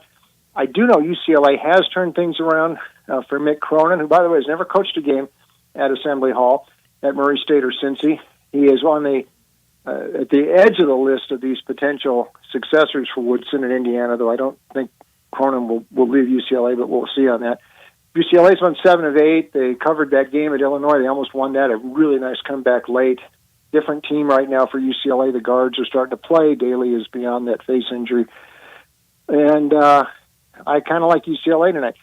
One note, though. UCLA has not won a game at traditional Big Ten venues, or at least existing Big Ten venues, on the road. I mean, they have won at Washington, Oregon, and SC, those Pacific Coast Big Ten teams. They have not won in the Midwest or in the East. They lost those 2 to Rutgers and Maryland. They lost one at Nebraska. They lost the other night at Illinois. So this is the one thing UCLA has not done yet, is win one of these back at an old Big Ten venue. Very important for them tonight. I think if they play like they did against Illinois the other night, and what I've seen the last few weeks, they seem to be ascending right as Indiana was faltering. And I'm not buying yet on the Hoosiers because they beat Michigan State. UCLA just beat Michigan State, too. So I think the Bruins slight tonight, but should be a good one in Bloomington. Is there anything else you like tonight? Yeah, San Jose State. If you got 2.5 last week in Fresno, that overtime game, and you covered that, that means they're 18-2 against the spread their last 20. Now, they did just blow another double-digit lead against San Diego State the other night, but they did cover. So this is a great coaching job by Tim Miles. I don't think Nevada should be laying this many points on the road, although Steve Alford's team has played a little better lately. 7.5 sort of game. This is the sort of game that San Jose has covered all year, so I'll take San Jose State there. One other one in the A10 tonight up in Chicago. St. Louis comes in, and they are sort of to unders what San Jose is to the point spread, 18-3 to the under. Now, earlier this week, they did go over in that game against George Mason, but there were a flurry of points right at the end. Then it went into overtime, so it went over. But St. Louis has been a definite under team, and this is a little different. Josh Schertz coming from Indiana State. They're playing a lot slower than he did last year at Indiana State, and he's got some scores there, including Avila and Swope, who came with him from Indiana State. Plus Jimerson, a good guard, he inherited, but they don't have any depth. So they're slowing the pace a little bit, and that's why they've been going under so much. Loyola was under 5 straight until Tuesday Richmond game. That went overtime, so it went over. So I think under like 140 tonight, that total is too high. So Billikens Ramblers under in the Battle of the Jesuits tonight in Chicago. Bruce, where can we find more of you? Thanks, Brian. Check me out online. Picks, old standbys, VegasInsider.com. Also, CBS Sportsline, Sportsline.com. And the new place for picks with different twist, winnersandwhiners.com and picksandparlays.com. Bruce, as always, thanks so much for joining us. We'll do it again next week. Have a good weekend. Thank you, Bruce. Right Thank you so much. Bruce Marshall with us every Friday. And how about that, having the full history on Indiana arenas? Oh, yeah. That was really good. I did not have that on my bingo card today, Brett. I don't know why. I just assumed they'd always played at Assembly Hall. Yeah, I mean, you kind of figure, it's just forever has been Assembly Hall, but I guess not. How about that? That was great stuff. It was good stuff. Really good stuff. First time ever for UCLA tonight to play at Assembly Hall. Bruce Marshall with us every Friday. Thanks so much to him. Now, this weekend and the rest of this month at All-Star Chevrolet, the new Silverado deal of the year, maybe the decade at All-Star Chevrolet in Olive Branch, where all the Silverados are. You can get financing down to 2.9 plus, make no payments for 90 days. Finance your new Blazer at 1.9 and have no payments for 90 days. It's still Love Month, so come get a new Silverado or a new Blazer. You will love no payments till May. Your good credit deserves it, and you get it at All-Star Chevrolet.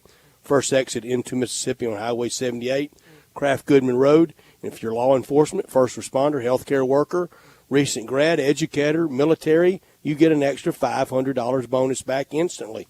If you're looking for a certified Silverado, Suburban, or Tahoe, they're right there at All-Star Chevrolet in Olive Branch. Every pre-owned you want, Fords, Hondas, Hyundais, dozens of Silverados. If you have any vehicle you want to sell, bring it to All-Star Chevy in Olive Branch and get the most money back for it, even if you didn't buy it from All-Star.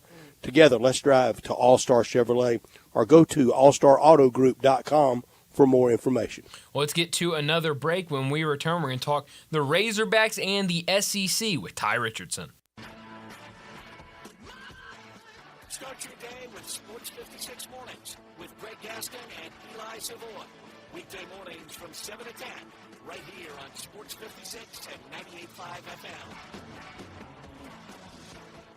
I'm Gary York. I'm the service director of Lexus in Memphis. Our service department wants to be more than just a place where you get your oil changed. We do glass repair, windshield replacement, recalibration of your camera and sonar systems, even wheel repair, tire replacement, all the things you would expect from a luxury automotive dealer. Please check out our website. You can schedule your appointment, check out our specials, hours of operation, or if you'd like to do it in person, please reach out to one of our associates at 901-271-5199. There's an institution in East Memphis that I love talking about. It's the Spirit Shop at 4848 Poplar Avenue, right down the street from Clark Tower, and it looks like a log cabin. It's been around Memphis since 1969 with a family-owned, friendly, knowledgeable sales staff that is just a wonderful place to go. I love going in and talking wine or bourbons, and they've got such great selection. So if you've not visited the Spirit Shop in a while, it's been remodeled. You'll love what you see when you need spirits. Tell Eddie Wollo said hello. Since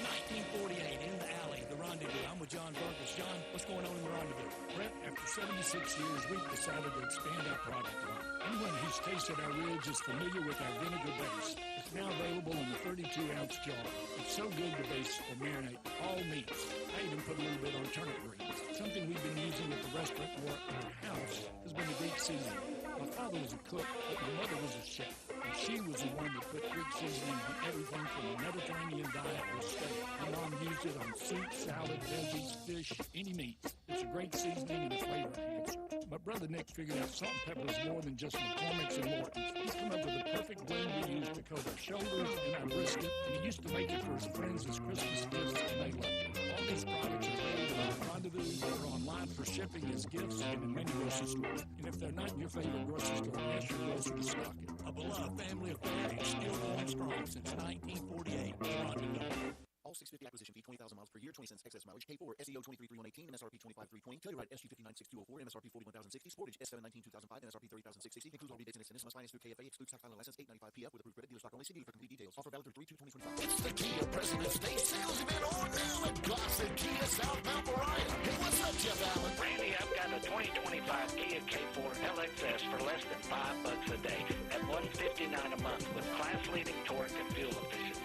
2025 Kia Telluride has front-wheel drive with more power, larger cargo area, and more ground clearance than our Nissan Pathfinder. $398 a month. Plus a 2025 Sportage EX, better overall customer rating than a Toyota RAV4 and longer warranty per Edmunds.com at $279 a month. All $49.99 to a signing, 24 month lease. Plus, get a 10-year, 100,000-mile powertrain limited warranty. So whether you live in Horn Lake, South Haven, Olive Branch, or Memphis, you'll be happy at Gossett Kia on Mount Mariah.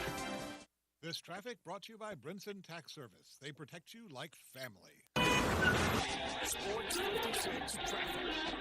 Good afternoon. There's a couple of accidents in their clearing stages out here. It's moving way better than it was out on Bill Morris Parkway from some earlier problems we had as you head on out into Collierville. It actually looks pretty decent at the moment. We have watched it try to pick up on 240 East from Mill Branch all the way out to 385 as you get onto Bill Morris Parkway, continuing outbound. Expected to get busier in the Midtown area, possibly here in the next 15-20 minutes, especially on 240 South at South Parkway. Weimer's Jewelry, 7525 Highway 64 is your full-service, family-owned jewelry store right here in Memphis. I'm Commander Chuck with your on-time traffic. Time to talk Razorbacks on Sportstime. Joining the guys is Ty Richardson from ESPN Arkansas to talk all things Hogs and SEC. On Twitter X at Ty Sports Radio, here's Ty Richardson with Bryant and Brett. Come on, all you Razorback fans, let's stand up and call those Hogs!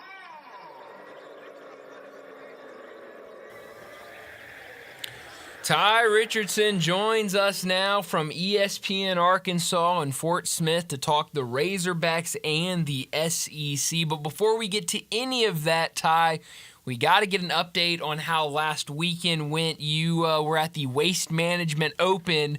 How was last weekend? Brian, it was awesome. That experience was incredible. I think that's only the second golf tournament I've been to. Went to the Byron Nelson in Fort Worth, and guys, there is just nothing like that. Calling it a golf tournament when I've been to something that's nothing like that, it's just so weird to say. It felt more like an SEC football stadium in the fall, to be honest. That's the best description I can give you for it. And tell our listeners how early you were in line last Friday morning to get out to the party hole. Got up at 3:15. We left by 4 a.m., and we were there at 4:30, so it was a long day. Long day. I was hoping to do the interview with you guys, but the protocols there, they like incentivize you. Like if you got water or food, you had to leave, but they would sell beer in the stand. So I think they were trying to incentivize something in the grandstand that day.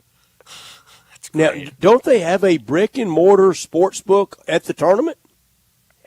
There's a DraftKings right outside. As far as on site, I didn't run into it, but that doesn't mean it didn't exist. Yeah.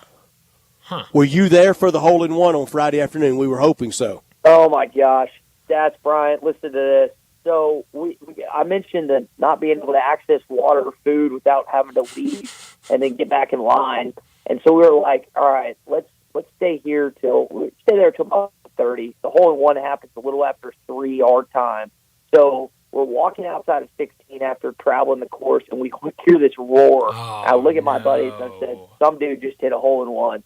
Sure enough, Amarillo, or how you say his name, did, and we were scarred that we sat on 17 from like 7:15 or 16, I should say, 7:15 to about 1:30. If we had just waited like another hour and a half, we would have taken it in firsthand. But it looks like there are big crowds around other greens. Now that's the more dominant one, but there are big crowds spaced out all over that course. Yeah, Brett. I mean, it's packed all over. Phoenix is a great place to visit in February, and that is an event that I think outside of majors, I'd argue that there's not a lot of competition outside of that.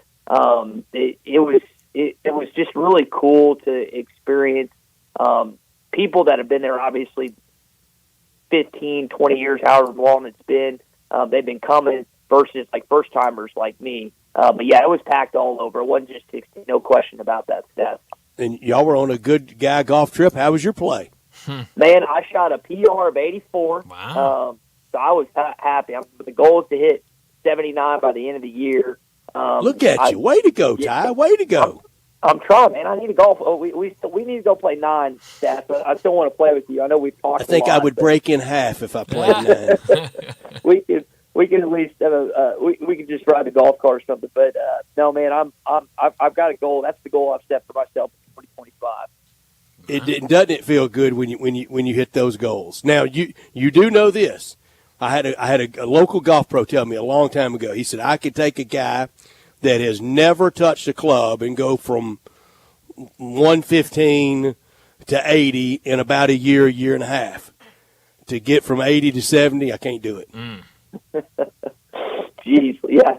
I occasionally will watch golf reels or golf YouTube videos. I think like the average golfer, the majority of them don't break 100. So at least I can say I'm above average. Now, most of my friends are way better than me, but yeah, it's these little strokes here and there. It's near the green. I mean, it's little short game. Drive for show, putt for dough. That's the old adage, isn't it? Mm-hmm. Yeah, but that's not even fun to go to the driving range and pull out your sand wedge. You want to get out the driver.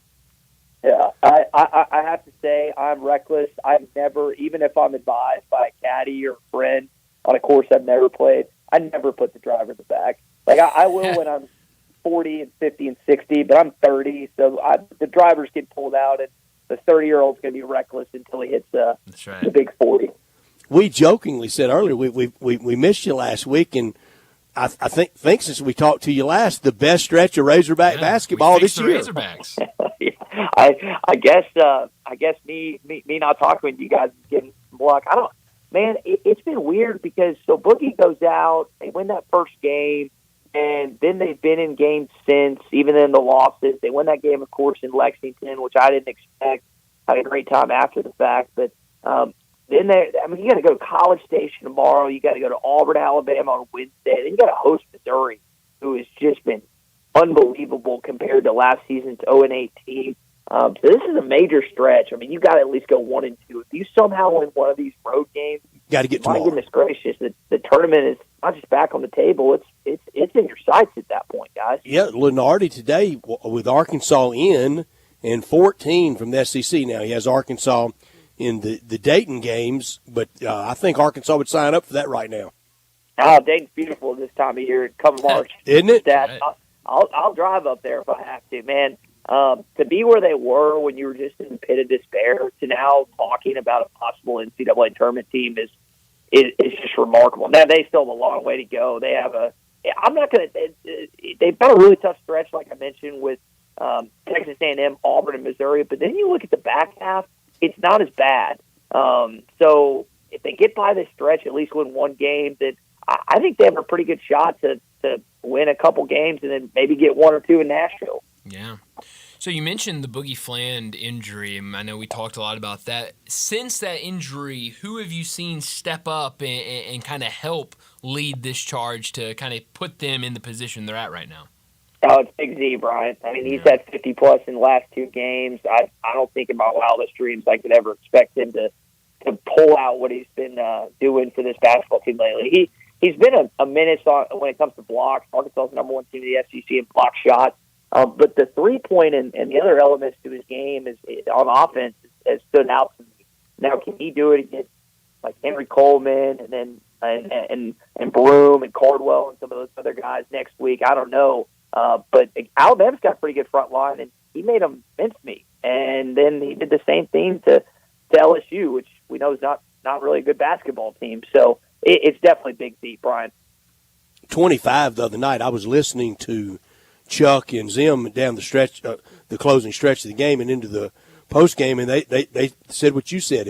If he can just 15 a game, just something close to comparable, and maybe get one or two more going Thero or Knox a little more with what you got John L. Davis playing his best ball, and I think DJ Wagner in his best stretch.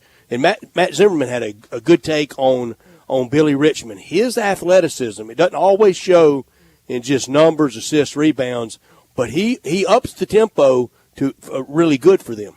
Yep. No, you're right, Stats. And Kenny Payne that called him the road runner, which sometimes he runs into some bad situations. But yeah, when he gets on the fast break, he's going. And you want that fearlessness for freshmen, him and Carter Knox, with only two guys now, with Boogie being out. So DJ Wagner is surprisingly, I think he's had 12 assists his last two games. So he's been like under the radar with Boogie out, and he's not turning the ball over. And really, the whole basketball team isn't. So I think there's some things that Arkansas fans have been encouraged by. I think there's some that are waiting for the shoe to drop, which I don't blame them.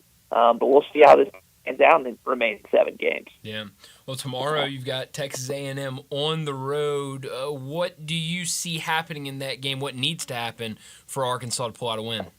Guys, I don't think Eric Musselman ever won in College Station, and Arkansas has just not had a lot of success there lately, mainly because Texas A&M's had some good teams under Coach Kennedy and now under Buzz Williams. I mean, I didn't expect them to be a top 10 squad, and what's crazy is they're top 10, but that's 5th in the SEC. Like, I'm trying to like wrap my mind around the fact that the SEC is basketball is better than football and baseball. I never thought I'd say that, but that's where we are in 2025 right now. So, Brian, I don't expect them to win. I mean, I'm just going to be honest. I think they go down there, they give them a fight, but A&M's just going to get too many offensive rebounds, and they'll probably beat them by 6 or 7, if not more, tomorrow. Yeah. How cold was it out at baseball this afternoon in Fayetteville? Yeah, and Arkansas pulled it out in game 1. They got game 2 going on right now, doubleheader because weather this weekend. Guys, it's cold. Now there's like expected snow on the way this weekend, potentially in northwest Arkansas. It is Fayetteville, like for all the different technology and the world-class facilities that ballpark is for college baseball stadium. It is not fun to play there in February at Bob Walker Stadium. No, not at all. But you mentioned it. You get a win in game 1. It took extra innings. Bottom of the 10th, had to walk it off. I know every year at Arkansas, the expectation is to make a run. But when you look at this team, what do you think the expectation should be? Well, you can't get bounced in a regional like you did the last 2 years against what many presume to be lesser opponents. I mean, I got asked that question this week, Brian, and Tommy, my co-host, asked me, and I said, I mean, it's super regional at least. Now, a lot of fans are going to say Omaha or bust, which that's kind of the expectation now in Fayetteville. And I think it hurts. What hurts Arkansas, and Stats and I have talked about this numerous times off air, it's like you've had 5 straight SEC champions, right? Vanderbilt, then you had COVID, then it went Mississippi State, Ole Miss, LSU, and Tennessee. And so, like, Arkansas fans are looking around like, okay, if we're going to laud ourselves as a championship level program, but we don't have the hardware, what are we doing? And that's where Arkansas baseball is, right? They're the Gonzaga of baseball. They're really good, and they've had really good regular seasons. They play in a much tougher conference than the Bulldogs do, but Mark Few and Dave Van Horn are about as good as comparison as you can make when it comes to kind of their respective careers. Yeah. That is really great analysis, and I think the Razorbacks and A&M are probably the next, don't you, in baseball? Man, I hope the first one, not the second one, but the dynamics that Schlossnagel playing that team back in College Station, I think that series is, if I remember right, it's close to the end of the year, if not the final series. I mean, A&M's loaded. I don't understand why he was so quick to get out of College Station to go to their arch rival, and I don't understand. I guess I do. Kind of just the I know same why. thing with Tech. Why? miracle of compounding interest. Yeah, you're money. You're right. No, that's hard to. But A&M's got it too. I don't know. Texas got a lot more baseball tradition than the Aggies do, so maybe I need to lean into that too. But yeah, money talks. It talks. Everybody talk to that situation. Yeah. Sure does. It talked, and he listened. He talked back. Yeah, he answered for sure. Well, Ty, as always, thanks so much for joining us. Enjoy your weekend. We'll do it again next Friday. Guys, can't wait. Appreciate it. Thanks, Ty. Thank you very much. Ty Richardson with us talking the Razorbacks and the SEC, and that one's big tomorrow, early, 11 o'clock game at College Station. Have you seen the A&M uniforms are breaking out tomorrow? I did not know they were breaking them out tomorrow. I have seen the. It may not be. I thought it was tomorrow. Well, you're probably right. I saw them and quickly turned my phone off. I mean, they're hideous. I don't know what hit me harder, the two bases at first base or those uniforms. I'll tell you what hit me harder is those uniforms are the worst uniforms I've ever seen. You settled it. That's it. Ty Richardson with us on our Sissy's Log Cabin guest line. Sissy's Log Cabin, the official jeweler of the Memphis Grizzlies, huge supporters of Tigers athletics, and we appreciate them so much. And today is the Super Bowl for them. They're going to be there tomorrow, day after the Super Bowl, but today is a big day at 4542 Poplar for Bill Jones and his great team, 9,000 square foot store in Laurelwood for the loved one in your life with expanded lines for Rolex, Cartier, diamonds, and more since 1970 with all the great locations across the Mid-South. Sissy's, they offer a selection of estate jewelry, fine gifts, and diamonds. Official jeweler for the Grizzlies and FedEx Forum with the floor seat lounge. The display cases back there are stunning, unsurpassed value, exceptional service, expansive selection, and an extraordinary shopping experience because life's too short for ordinary jewelry. Well, let's get to another break, and when we return, it'll be time for Big Number of the Day. Be sure to follow us at Sports56 WHBQ on Twitter, Facebook, Instagram, and YouTube to watch live video of our shows. Stay up to date with station events and have chances to win prizes. Don't miss out on anything that's going on. Follow us at Sports56 WHBQ. Happy Valentine's Day from Gould's, where love is in the air and so is a sweet deal. Buy $200 or more in Gould's gift cards and get 15% off. Treat your Valentine or Valentines to a little pampering, relaxation, and style from Gould's. This Valentine's special offer is available online and in store beginning Gould's February 7th through the 14th. Just go to GouldSalonSpa.com and use code LOVE25 to purchase online. Gould's Salon Spa, burning heads since 1932. I'm so excited. I had a feeling you'd be excited. That doesn't even begin to describe how I feel about the new Central Barbecue location on Central. Well, technically, it's the same location. Same location, but a very different Central Barbecue on Central. I get what you're saying, but I don't want to confuse people. The new Central Barbecue location on Central is the same place as the old Central Barbecue on Central. But it's so much more. It's big, for one thing. It is a whole lot bigger. Well, I mean, I think it has to be. Because everybody in Memphis is going to be flocking to the new Central Barbecue location on Central. Where the old Central Barbecue on Central used to be. Details. Hi, this is Troy Five-Ash, owner of Five-Ash Roofing. I have been told that my ads are all business and I should share some of my personality. Okay, I love tongue twisters, like the one about the terrific tasting toast by Taste Tester Toaster, or Big Black Bugs, Bleed Blue Blood, and of course Sally and her seashells. Or of course the ever-present I'm a Mother Pheasant Plucker, I plug Mother Pheasants. Okay, enough of that. If you want an honest, fair, reasonable roofing, siding, or gutter estimate, call 5-Ash Roofing at 367-0050. That's exactly what you'll get. No empty promises, no high-pressure sales tactics, and no fast-talking salesman trying to convince you that today and only today is the best day for you to get a new roof. For the record, the best day to get a new roof is when you're ready for one. 5-Ash Roofing, fair, honest, and ethical. 367-0050 or memphisroofer.com. 5-Ash Roofing, it's what we do. We're here for you.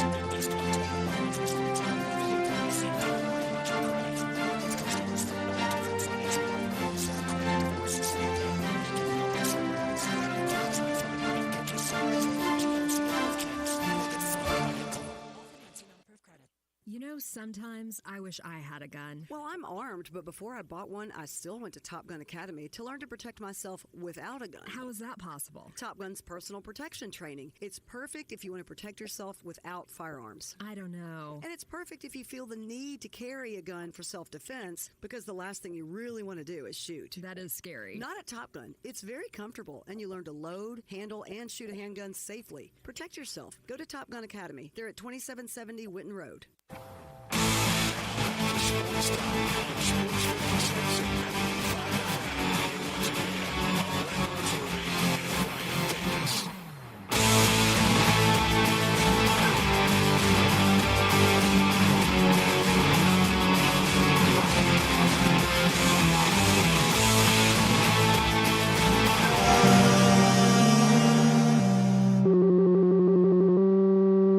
Big Daddy. Hello, Big Brand. It's a guy, he wants to be big, then he gets big, he doesn't want to be big anymore, then he gets small, but the suit's too big. Big Daddy. The big boy. You're a big guy. I think she's trying to pull a fast one on Big Daddy. The big number of the day.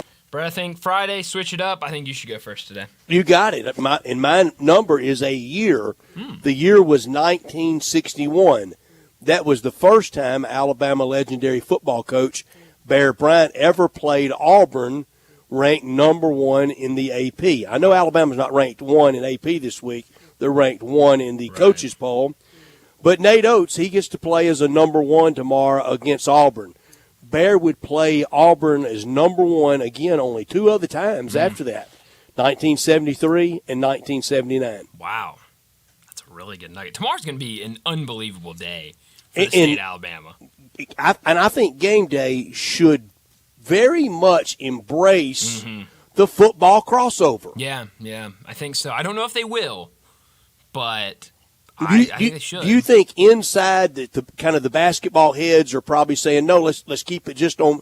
I think it would a blind spot would be, not in the citadel of college football town. You would have to embrace it some. I think you should, but I could see some of those guys in there saying, let's stick to basketball. They get all their shine and probably too much, and that's not wrong. No, but I don't know if it's right either. I don't know. But I don't know why you would run from it because no. It's all around you. Yeah, when it comes to college athletics, the state of Alabama is. I love Whip Sanderson to death. I really do. But yeah. he doesn't have a street named after him. No, that is that is right. My big number today is 17.5, 17 and a half. That is There how you many go. points Dane Danger is averaging over the last 6 games. He has been on an absolute tear that goes all the way back to the game that he started in, the game against UAB when they threw him out there against Yaxel Lindenborg. He had 21 points in that game, followed it up with 19 on the road at Tulane, only 6 points against Rice. That was a game where he was in foul trouble a lot of the day. 21 against Tulsa, 18 against Temple, and then last night, 20 points on the road at USF. And you look at all of those games, I think the biggest thing is, and they talked about this last night during the broadcast, is how well he's been shooting the ball. You look from the field, 69.2%, 71.4%, 71.4%, 50%, 72.7%, 83.3%. He is shooting the ball really well, and we talk about it, and I think Dane Bradshaw made this point because I believe the stat going into last night, over the last 5 games, he was shooting 72% from the field. And I think Dane Bradshaw made the point last night that, when you hear that number for a big, you think that it's lobs and alley-oop dunks and, putbacks and easy stuff from bigs. But Dane Danger is not doing that. We're seeing the hook shots and the fading away from the basket, going up and under, and he is taking some difficult shots, but they are falling for him, and he is on an absolute tear right now. A really sharp low post, kind of old school game. Got to keep that pivot foot, as we all know. Still, he does, and makes it work. I did not realize it until that broadcast last night. And about the 3rd or 4th big reference, 5th or 6th maybe between the two of us to last night's broadcast team, and what I thought just high level, great quality it was. Dane Dange's dad played college basketball in the early 90s for really good Clem Haskins' Minnesota Golden Gophers team, and his granddad played at Northwestern. Yeah, I did not know that. I did not know that at all. It was news to me. I mean, just a basketball family. You know, and I'm sorry to say, you know, I haven't seen a Tiger media guide this year because I know they're kind of passe and hard to find. Oh yeah, everything's digital now. So, Yeah, man, you gotta go out and look for it if you're gonna find it. But now he's been huge, and really since putting him in the starting double lineup, Big it's been Ten great. legacy, and now with Memphis and has that Big Ten experience with Musa. last year. I think that's the key the rest of the way. Yeah. You know, Yeah, I mean, that was a really good point by you. I mean, an engaged Musa really opens up this team, especially when that you bring athletic him off Musa. the bench. Yeah, I mean, he's great. And then I want his elbow up around the goal. Yeah, and I mean, you know, Just be trying to block everything. If you have to eat a couple of goaltendings, fine. Sure. And, you know, the way that they're able to, you know, swap those two guys out, but also, you know, we've seen them throw both those guys out in the same lineup. And so, you know, they're able to use those guys in a lot of different ways. So it's been fun to watch, and it feels like, you know, we're going to see a lot of the same the rest of the regular season and then into the tournaments. I don't know if it was entirely for clicks, but I don't think it will last. And a good way to head into the weekend, Lenardi with 14 from the SEC. They're not getting 14. No, I don't know about 13 or 12. Yeah, no, I hadn't. I looked earlier today and saw where the Tigers were, but I did not look at the complete bracket. And so I did not know that Arkansas was now inside, making it 14 teams in the SEC. Just it doesn't seem sustainable. It feels like at some point you're gonna start dropping a couple, but I feel like we keep saying that. And But who gets get in? closer and closer? I mean, exactly. Does Indiana? No, absolutely not. No Kansas chance. State? No chance. Wake? No. And I say it every year. They're not going to walk out there due to an unforeseen circumstance. The field's only 61 teams this year. Yeah, because we can't put in all the we SEC scrapped all of teams, Dayton, and 3 other teams aren't in as well. That's right. Yeah. Not going to happen. No. You're going to have the full bracket, and we're going to have a lot of fun with it. I think every time I look at one of these, just hurry up and get here in March for the Tigers. Yep. According to Lenardi today, opening against Yale, fine. All Penny has to say is they knocked Auburn out in the first round last year. Yep. Wake up, be ready. Yeah. I think that's the team you want to play, honestly, because you look back and say, this team was here doing this last year. I mean. Yeah. And is Yale going to do it 2 years in a row? No. Winner gets Wisconsin, Akron. Win all that. Meet in San Francisco the next weekend against Florida. That'd be fun. That'd be a lot of fun. It's almost here. I mean, February 14th. Before we know it, we'll be talking conference tournaments and then NCAA tournaments. It's gonna go. It's gonna go fast. And I feel much like that about Ole Miss. You look at Lenardi today, open against McNeese. Yep. Fine. Give me Chris Beard any day of the week over Will Wade. Yeah. Get the winner of Michigan and Lipscomb. Yeah. Next weekend, probably Auburn. Yeah. That'd be fun. That'd be a lot of fun. It's right around the corner. It'll be here before you know it. So just got to. No, I'm sorry. It'd be Duke the next weekend. Even better. Even better. Get the Blue Devils. So yeah, both teams doing a really good job right now. Just got to keep doing what they're doing. Well, we need to get to a break here in a second. When we come back, we're going to talk a whole lot more Tiger basketball with the Tiger basketball beat writer Jason Munns. But before we do that, hey, it's about 5 o'clock. Maybe you're looking for the night out tonight or over the weekend looking for a dinner or a lunch spot. When you think of Memphis, you think of barbecue, and you can get the world-famous Memphis-style barbecue any night at the Commissary. With locations in Germantown and Collierville, stop in for lunch or dinner or get it to go. Start your meal with an appetizer like the cheese plate, chicken wings, or my favorite, the barbecue nachos. For more than 40 years, the Commissary has been a staple in this area. The big reason is because of the quality of food they serve.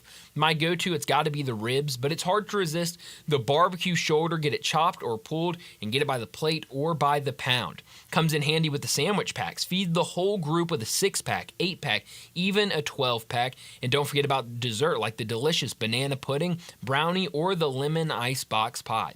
Check out the entire menu and catering options at commissarybbq.com. Whether it's a watch party for your favorite team or maybe a office party, let the Commissary cater your next event. Give them a call, 901-754-5540, and make any event perfect. Stop in today at either location. In Germantown, open daily till 8 p.m. and in Collierville, open till 9 p.m. for that world-famous Memphis-style barbecue at the commissary. Well, let's wrap up this hour. When we return, we're talking Tiger basketball with the Tiger basketball beat writer over at the Commercial Appeal, Jason Munns.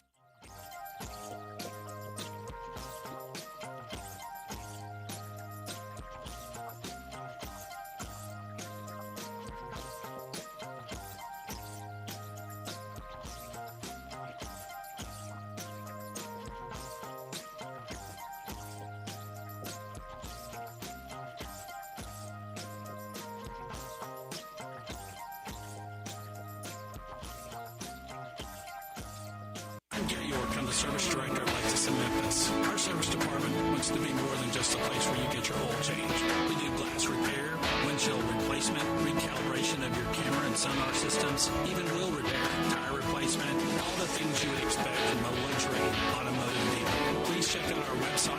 You can schedule your appointment, check out our specials, hours of operation, or if you'd like to do it in person, please reach out to one of our associates at 91271-5199.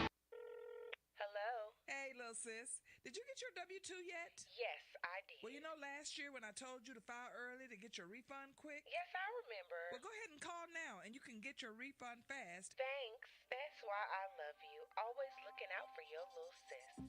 To get your taxes filed quick and get your refund fast, go to Brenton Tax Service, located in Midtown Memphis on Madison Avenue. We may not be related to you, but at Brenton Tax Service, we protect you like family.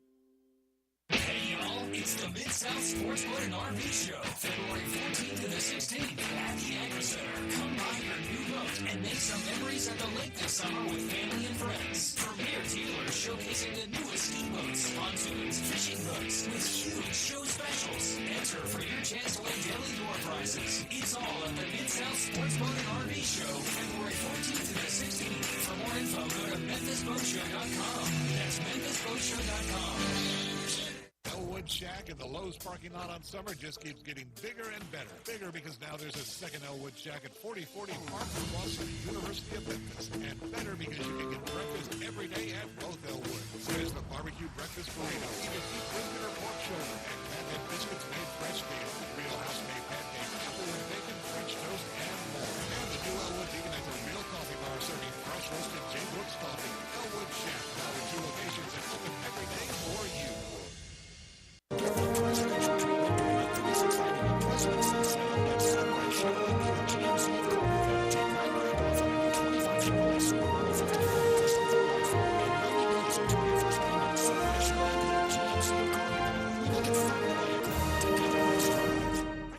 Licensing costs, registration fees, taxes, and dealer doc fee of $899.50, which are to be paid by the consumer. Example, stock number SC1264070, MSRP 48840, dealer discount 4,000, 2,000 customer cash, 3,000 bonus cash, sale price 39,840. Interest starts at date of purchase on approved credit, expires 3/3/25.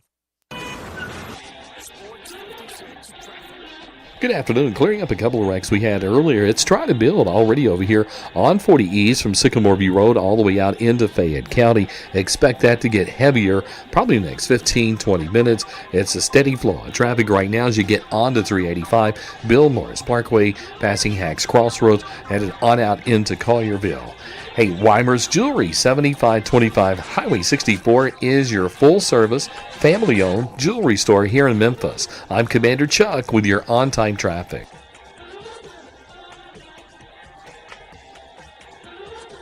Broadcasting from the Family Leisure Studios, we are Sports 56, WHBQ Memphis, and W253DF Memphis. Now, back to Sports Time on Sports 56 and 98.5 FM. This hour brought to you by Jaguar Land Rover Love City. Once again, Say you stand by your man. Welcome back into Sports Time. Bryant and Brett with you as we start our third and final hour on this Friday afternoon. And joining us now to talk some Tiger basketball, the Tiger basketball beat writer over at the Commercial Appeal, Jason Munns, joins us. As always, he's presented by Jim's Place Grill in Collierville. Jason, thanks so much for joining us. Last night, the Tigers made it look easy on the road against USF. Tyrese Hunter returned, was able to play, started as well. what have you heard between last Sunday to him missing and now him playing last night? Kind of take us through the timeline of what's been going on with Tyrese Hunter. Yeah, so got a chance to actually catch up with Tyrese after last night's game, and the details about the details regarding why he missed the Temple game were really kind of laid out accurately, obviously by Penny Hardaway and some of his teammates. He all season long this knee issue is something that he's had to deal with, but the thing is, it was always something that usually, if it was going to flare up, it flared up, usually right after a game, not right before. And for some reason, it happened to crop up right before the Temple game. Tyrese tried to go, he couldn't go. Penny sort of explained the way it, the limitations of the injury. The way he explained it was like Tyrese was sort of running in mud. Like, it wasn't like preventing him from really doing anything, but it was preventing him from doing anything like crisply. And that's kind of the way Tyrese explained it last night himself. He went so far as to say that, like, the knee was affecting the quad, and it was one of those things where it wasn't necessarily painful. It was just if he would have played against Temple, he would not have been 100%. He did not want to put sort of the well-being of the team in jeopardy in that way. It got better, the swelling went down, and he they did a lot of treatment over the course of a few days, and he was he tested it out before the game last night, and he was good to go. And he was good to go, and the team was good to go, cruising, Jason. I don't know how, especially win on Sunday and have that long break, a week-long break before playing FAU at home. I don't know if you could have drawn this up any better. I don't know any script writer that, all right, let's write the perfect Tiger season and how it unfolds through the 16th of February, that Sunday. I don't know how you could have done it any better. We could sit here, I'm not going to pretend that it has gone perfectly. You'd certainly like to have the Arkansas State game back. You'd obviously rather not. I mean, you can live with the Auburn loss. It was the third game in 3 days on a neutral court against the number one team in the country. You can live with the Mississippi State loss at home. Mississippi State, even though they have, here lately, in the last 2 or 3 weeks in SEC play, they've been one of the ones that have been, I guess, less fortunate than others. But you can live with that. Like, it's obvious Mississippi State is a very talented team. And again, Arkansas State, Temple on the road, you'd rather not. You'd rather have those back. But like, one of the things that we always said, that pretty much everybody to a person always said, there was going to be at least one slip up. So here we are on Valentine's Day, mid-February, and Memphis has really only had 2 slip-ups. Yeah, and Jason, I'll contend to Tiger rank and file. If you would have hit them with this leaving the building against Arkansas State, okay, you just lost Arkansas State. As a 13-point favorite, you lost by 13. But you're going to beat Ole Miss by 17. Will you take it? Unanimous. There's not anybody who wouldn't, if you said to them 25 games, you're going to be 21-4, you're going to be 11-1. You're going to have a 2-game lead in mid-February. Win 2 roadies in the ACC. Yeah. Like nobody's giving that back. Everybody's taken that just without question. And so, yeah, like it's hard. Anybody who says they're disappointed with the results I of can't this please season, them. Yeah, exactly. They. I assume they only eat caviar every night. Right, exactly. So yeah, it's just been from a result standpoint, and really, I mean, I'm one of the ones in the camp that believe that that's really truly what matters most. It's gone about as well as you could possibly have hoped for. Yeah, it absolutely has. We were talking about it earlier, and it feels like we talk about it every week for the last 3 or 4 weeks with you, but Dane Danger in the starting lineup has made this team better. Another great game from him, 20 points on 9 for 13 shooting, 7 rebounds, 2 assists. He has been fantastic since joining the starting lineup. That's the answer to the question I asked earlier, Jason. I asked it in the hypothetical. Mm-hmm. I didn't want to answer from Bryant, and we were going to ask you. That's Bryant's answer. My question was, are the Tigers better? Yeah. And Bryant's question is, yes, they are, and that's why. Mm-hmm. He has been in the starting lineup for now 6 games. He was reinserted into the starting lineup 6 games ago.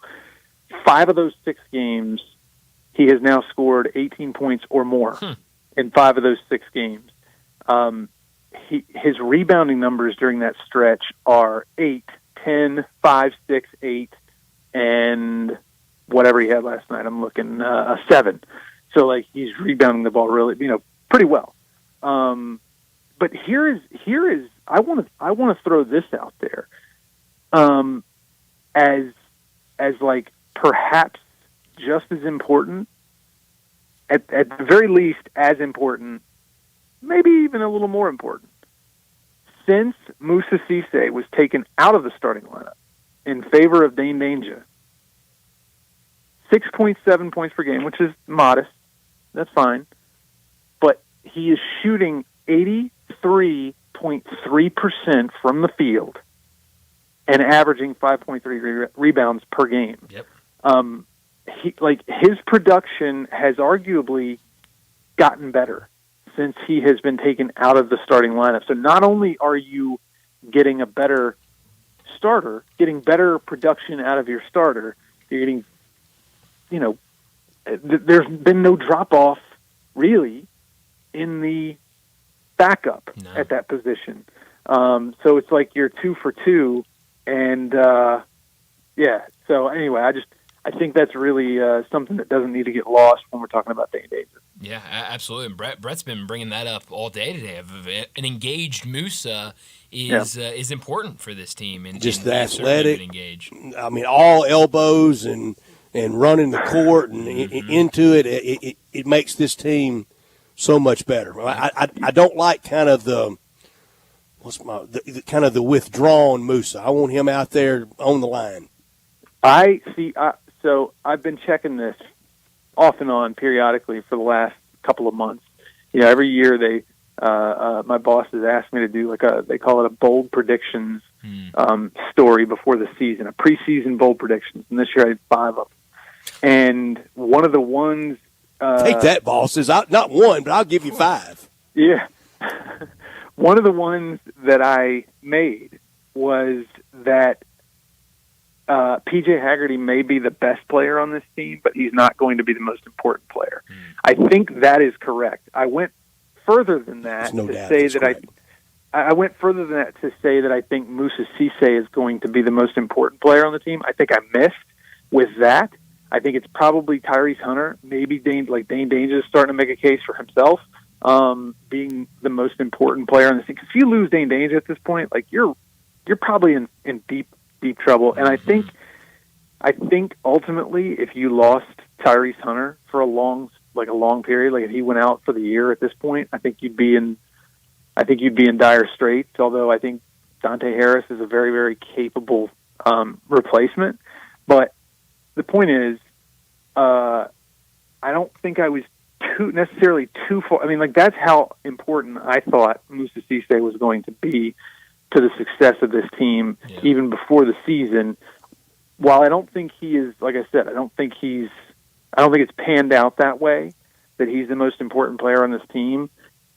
When he's engaged, and when you're getting max effort Moussa and max engaged Moussa, it really, really does change the complexion of the team.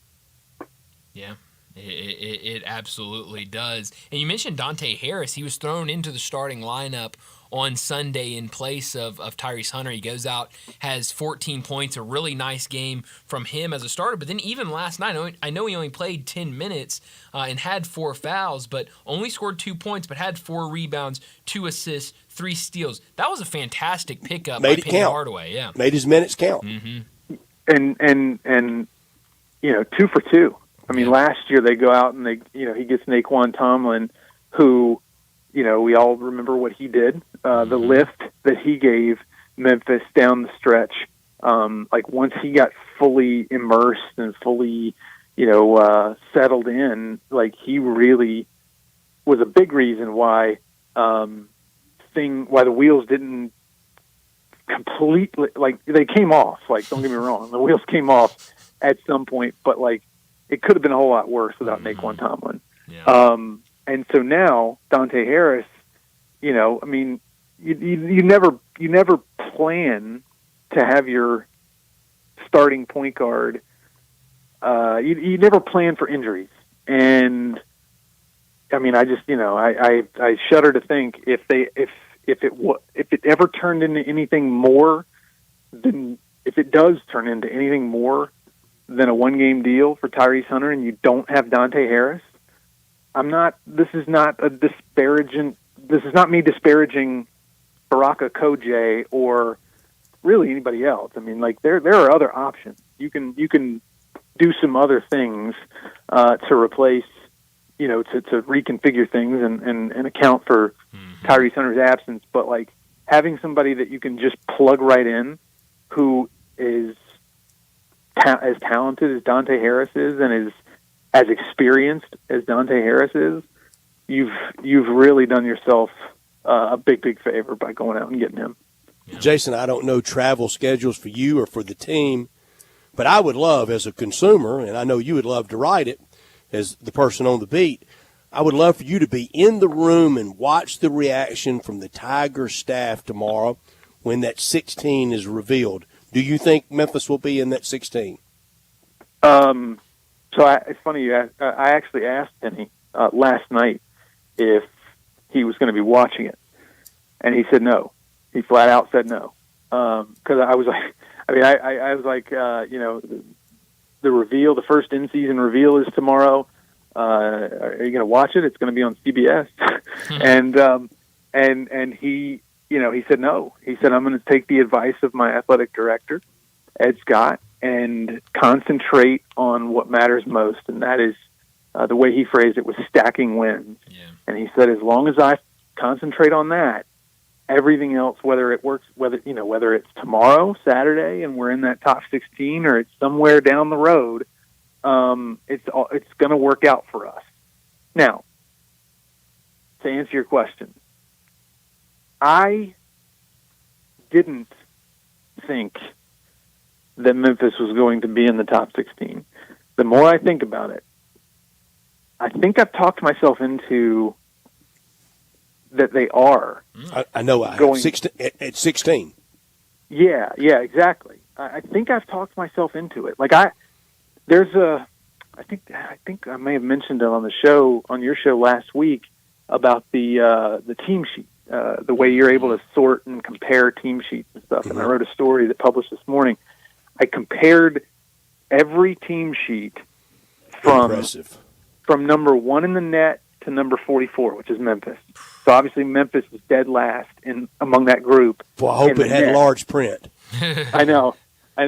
It's it did get into the weeds pretty deep, but like the point that I was trying to make was that Memphis is dead last in the net, but they're I think of the 15 like columns that are on every single team sheet that the selection committee sees, more than half of those, Memphis ranked among the top 15, like to 20. Like there was one. I mean, they're number one in non-conference strength of schedule in the whole country. That's better than Auburn. That's better than Houston. That's better than anybody in non-conference strength of schedule. Road wins and losses, true road games. Memphis is now 8-1. There's only one team that has in the top 44 in the net that has that has as many as 8 true road wins, and that's Alabama. Memphis and Alabama are tied for the most in the country in the top 44 in the net with 8 true road wins. Only Houston has a better winning percentage than Memphis does in true road games. And Houston is 6-0, and Memphis is 8-1. So Memphis has more wins, but Houston just doesn't have the loss. So the point is, like, you break it down, you start looking at the stuff that the selection committee looks at, and, like, yeah, Memphis may be one of only 2 teams in the top 44 in the net that has more than one loss outside the top 2 quadrants. Memphis has 2 quad 3 losses. I think New Mexico has a quad 3 and a quad 4 loss. I think those are the only 2 teams, that high in the net that have multiple losses outside the top 2 quads. And yes, there are others that, like, Memphis's in-conference strength of schedule is not good. But, like, there are a lot of reasons, there are a lot of, like, things on the checklist where Memphis rates really, really, really highly. And I think, I'm not saying that this is the way it's going to be on Selection Sunday because we're still a ways away from that, but I think Memphis has done enough to this point for the committee to reward them with, this is, at the end of the day, this doesn't really matter much. But, from a perception standpoint, I think Memphis has done enough to be rewarded for it. Let me guess the travel schedule to Wichita. You're going, right? I am. I'm going to guess Memphis to Dallas to Wichita. Correct. There you go. I'm sorry. You're half correct. Oh, you get half credit. Tomorrow, I leave tomorrow, going through Houston, and then on the way back, I come through Dallas. Okay. Yeah, yes. You can see that way. You get to see the whole state of Texas. That's right. Yes, you don't spend enough time there already. You're only going to live at Dickies Arena for about a week. I was in Houston this morning. Like, how about that? The travel schedule. Listen to this. It hasn't been too crazy this year until today. I got up yesterday. I woke up at 4:15 in South Haven yesterday. By 1 p.m., I was in Tampa. By 2 a.m. this morning, I walked out of the Yuengling Center. And by 4:45 a.m. this morning, I was boarding a plane in Tampa bound for Houston. And then by, what time did I get back? I think I got back at like 11:30 this morning to Memphis. No sleep from 4 a.m. to the time I got back, 11 a.m. But, like, I'm, like, not complaining. I did it to myself. Tampa to Houston. Yeah, Tampa to Houston. It was, and I don't sleep on planes. So, like, anybody, like, I don't know how people do it. I can't. I have learned that about myself over the years. So, anybody who's got any tips, please. And if you say neck pillow, that doesn't help. No medication. No, I don't want to do that. I don't want to, start popping ZQuil or anything like that. But yeah, so tomorrow I leave tomorrow at 3. After getting back here around noon today, I leave tomorrow at 3, and I'm supposed to get there about 9 tomorrow night. So yeah, this weekend's been kind of hectic, but yeah, like I love it. I got to hit 6 different in the 5 hours between landing in Tampa and getting to the arena. I got to hit 6 different independent record stores. Wow. Which is a big passion of mine, and that was a lot of fun. It's gotta be that's a world record. Something. Yeah, that's a lot. I went to 3 in St. Pete, 1 in Clearwater, and 2 in Tampa Wow. I had some hours. I had some time to kill. So I went looking around. Boy, we appreciate it, Yes, and it we definitely do. And your great work shows, Jason. Well, I appreciate y'all, and always enjoy not only listening but spending some time with y'all every Friday. Thank you. Yeah. Well, Jason, go get some rest, and we'll talk to you again next Friday. All right. Thanks, y'all. Thanks, Jason. Jason Munn's with us from the Commercial Appeal World Traveler. Yeah. Only the airlines could think to send you to get back to Memphis, to go across from Tampa to Houston. Yeah. When he said I was in Houston this morning, in my head I was going, I know they played in Florida last night. Why in the world was he in Houston? That's crazy. It really defies that shortest distance is a straight line, doesn't it? Yeah, it's very, very strange. Jason Munn's, the hard work that he does covering the Tigers, and as consumers, we get the return, don't we? Oh, yeah. No, we absolutely get in, and I mean, just day in, day out covering the Tigers, he does it at an extremely high level. And with a sunny, professional disposition. Yes, absolutely. It is appreciated. He's with us every Friday, and we appreciate Jim's Place Grill helping us bring you Jason Munn's every Friday.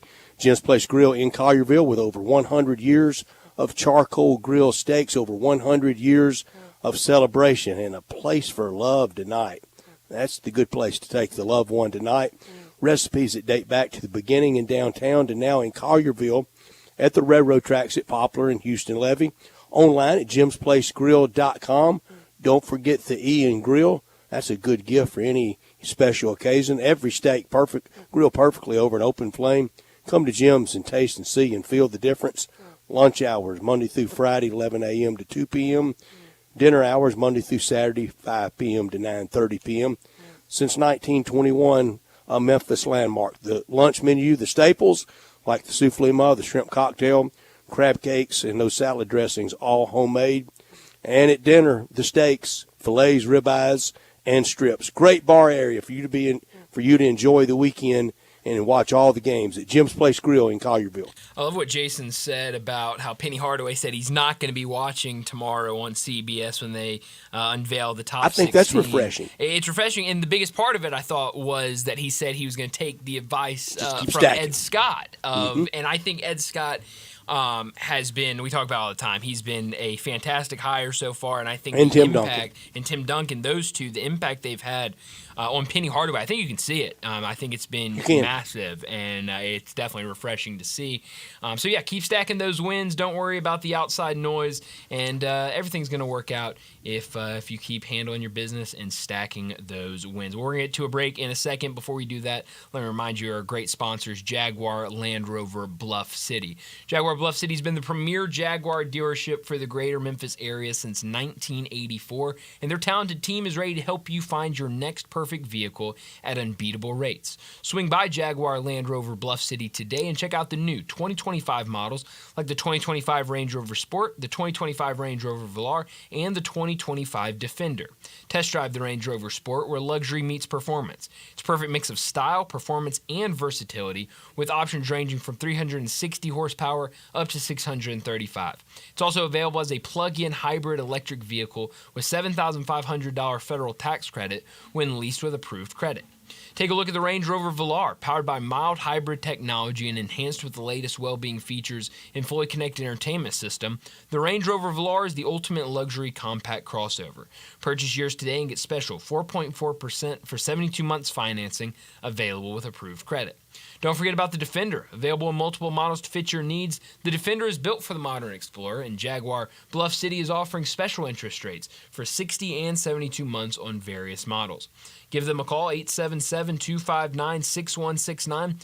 Go online to JaguarBluffCity.com, but head out there and test drive these vehicles. 6335 Wheel Cove, just off of Quince for Bluff City Jaguar. Well, let's go ahead and get to another break, and when we return, we'll talk about what's trending. We are real sports talk. Sports 56 WHBQ. Available on your radio dial at 560 AM and 98.5 FM, as well as around the world online at sports56whbq.com. Take us with you everywhere by downloading the Sports 56 app. And at home, just say, Alexa, play Sports 56. Sports 56.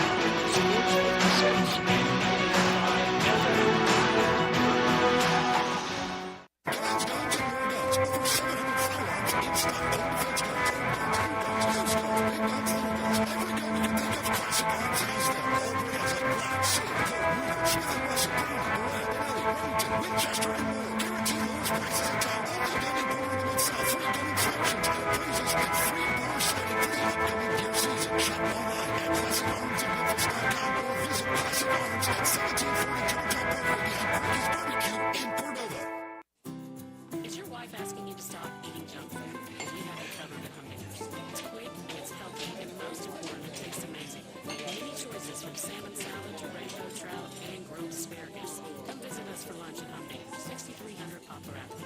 So good, Coach Penny eats with us weekly. Don't forget, Humdingers offers full-service catering for weddings, social events, or your corporate lunches. You can call 901-260-8292 to find out more. Hi, this is Troy Five-Ash, owner of Five-Ash Roofing. Did you know there are so many roofing companies in Memphis that I don't even know them all? So that begs the question, which one should you choose? So I thought I'd give you a little background about me. My grandfather was a World War II Marine. My father worked for the University of Memphis for nearly 30 years. My mother, a pianist at Raleigh Baptist Church. Seems like forever. I went to Brownsville Road, Craigmont, and Bartlett High School, class of 81. We support the local school systems, youth athletics, and believe in what St. Jude and Le Bonheur stand for. I'm a Tiger and Grizz fan. The point? Memphis is my home. Five-Ash Roofing will be around if you ever have a problem with the service we provide. Five-Ash Roofing, fair, honest, and ethical, with deep local ties in our community. 367-0050 or memphisroofer.com. Five-Ash Roofing is what we do. We're here for you.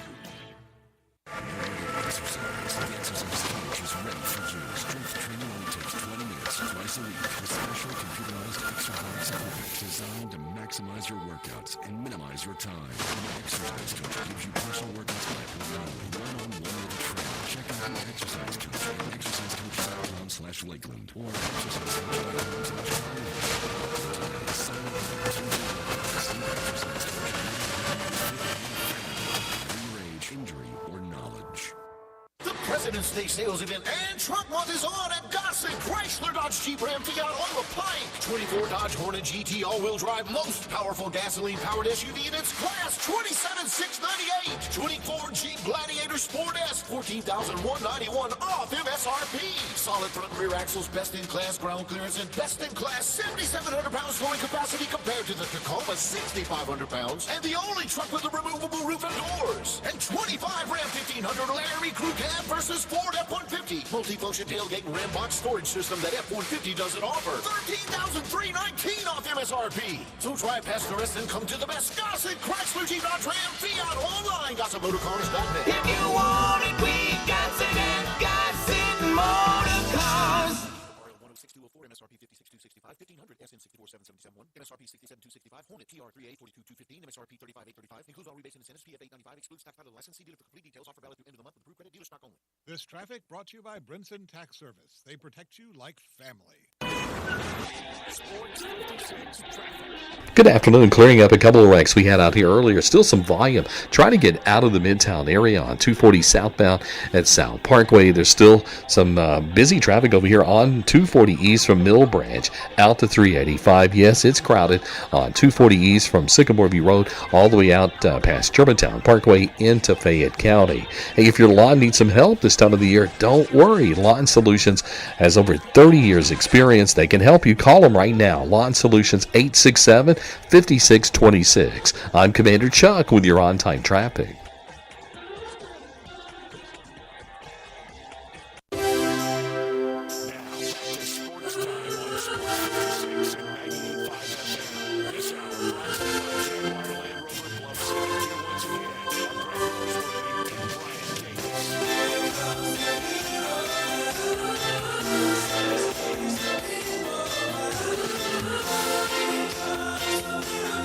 Welcome back into Sports Time. Bryant and Brett with you as we got about 30 minutes left in today's show. We got to talk about what's trending, and one thing that's trending this weekend, All-Star Weekend, is here. We know the Grizzlies will be represented both tonight and on Sunday tonight with the Rising Stars Challenge.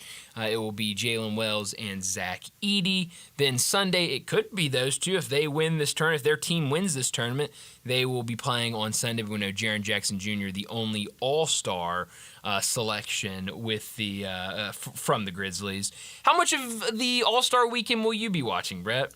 Same amount of what I'm going to watch Daytona. 0. Zip. Yeah. I'm not. You think defense will be very optional? I don't even know if you can call it optional. Do we get to 200 in any of those existent. games? No, because the new format, they won't be able to get 200, because it's the tournament with I think they're only playing to 40 or something like that. But is that right? I think so. So they're trying to make you, I don't know what they're trying to do. I won't watch any. I'll watch a little bit. I won't watch a ton of it, but I'll keep an eye on it. I'm going to watch a lot of college basketball. Yeah, and tomorrow is an unbelievable day with everything. I mean, from 11 to 1 in the morning. It is a great. I mean, you mentioned it from the first game. We talked about Arkansas and Texas A&M.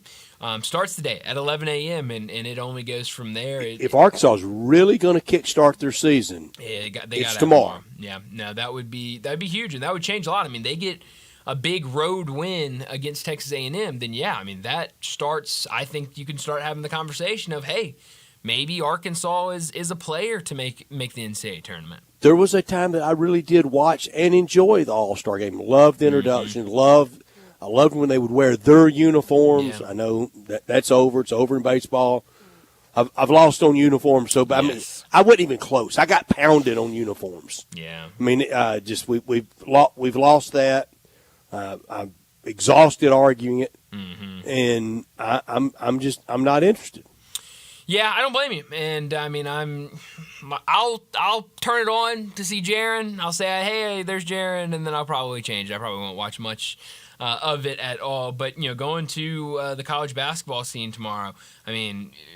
11 a.m., Arkansas, Texas A&M. 12, Vandy, Tennessee. 12, Wisconsin, Purdue, a top 25 matchup. Houston, Arizona, a top 25 matchup. Texas Tech on the road against Oklahoma State. Auburn, Alabama, that everyone's been talking about this week. Mississippi State, Ole Miss at 5. Michigan State on the road against Illinois. A really, really solid day, especially when it comes to these top 25 matchups tomorrow.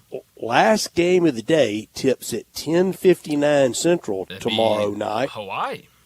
Against Cal Irvine. Oh, wow. Okay, yeah. That's a good game. Yeah, UC Irvine is they've been playing really well. Only 4 losses on the season. I know probably about a month ago at this point, Kevin Sweeney said that's one of the kind of the mid-major teams that he has his eyes on. And so, I mean, that'll be, I can't promise I'll be watching much of it. But how much Daytona are you watching Sunday? Less than I'll be watching of the All-Star Weekend. I'm holding on the same lifetime amount of Daytona. Yeah. 0. Now, never watched a lap. If somebody wants to send me some picks or something for it, if you have a betting edge on it, I'll watch it. I'll gladly watch it. I thought you were talking about risque picks. No. No, some gambling picks. If you want to send me plays, then I'll gladly watch it. But so naturally, you can bet on it, Daytona. Oh, of course. Winner, top 5. You can even do matchups. Right.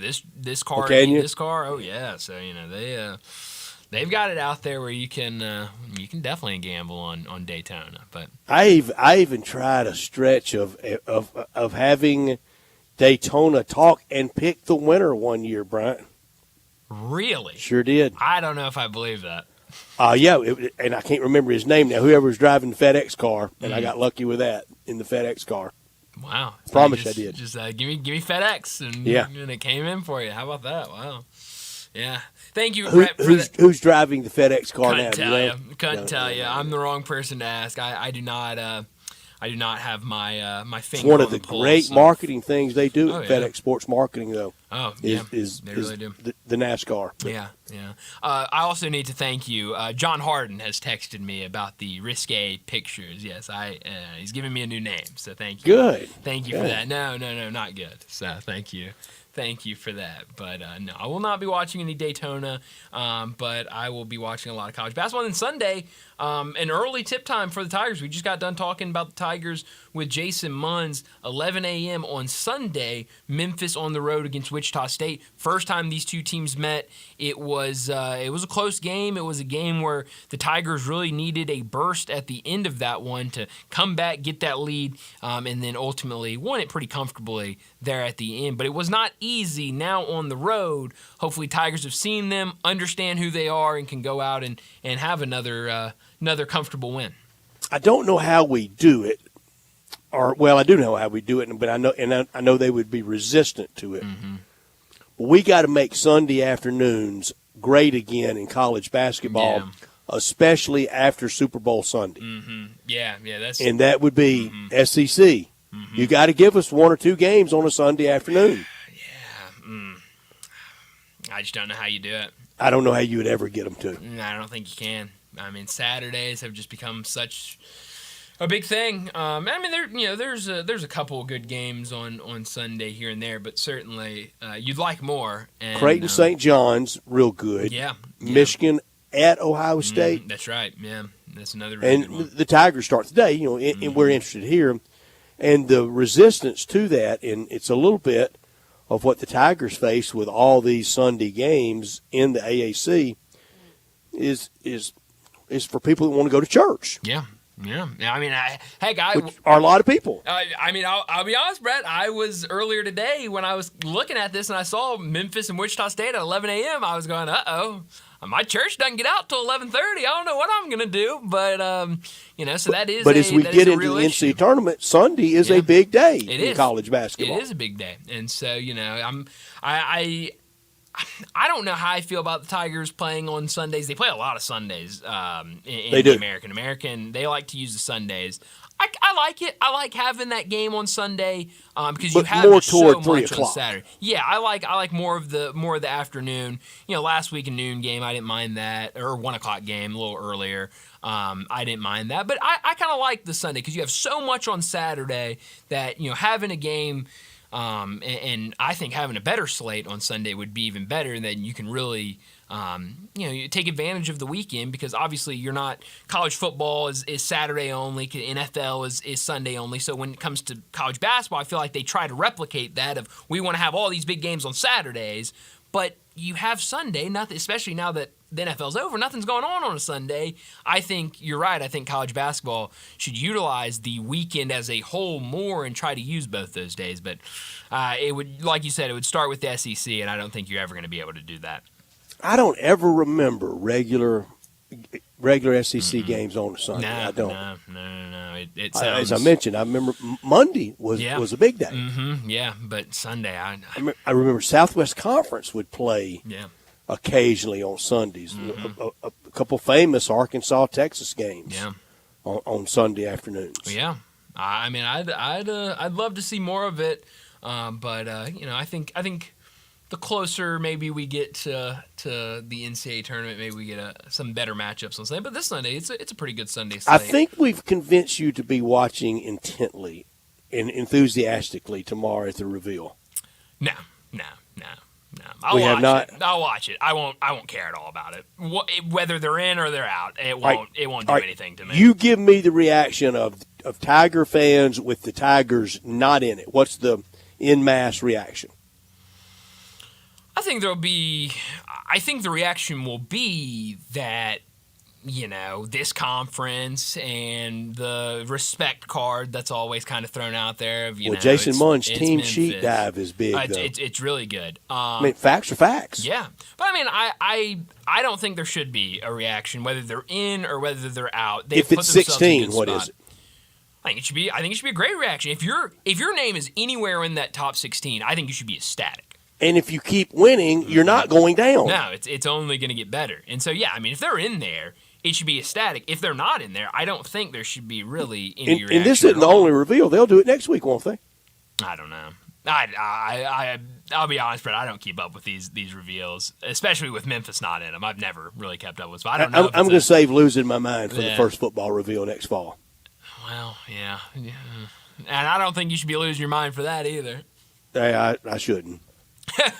But I do agree with the losing your mind of how early they start, because we're in agreement there. They start way too early. I mean, wait 3 more weeks and then give me a. But I'm always more rather than less. I like the bright light of scrutiny. If they put out the full bracket tomorrow, I'd be okay by that. Yeah. I mean, I think. And then you'd see what you have to do. Yeah, no, I mean, I want more in everything. Yeah, it would give you an idea of where you're at, and you could go from there. But at the end of the day, not only do I want more in everything, I think in those committee rooms, that should be on the record. Mm-hmm. Yeah. I mean, I think I'd love to get more about what's going on behind the closed doors.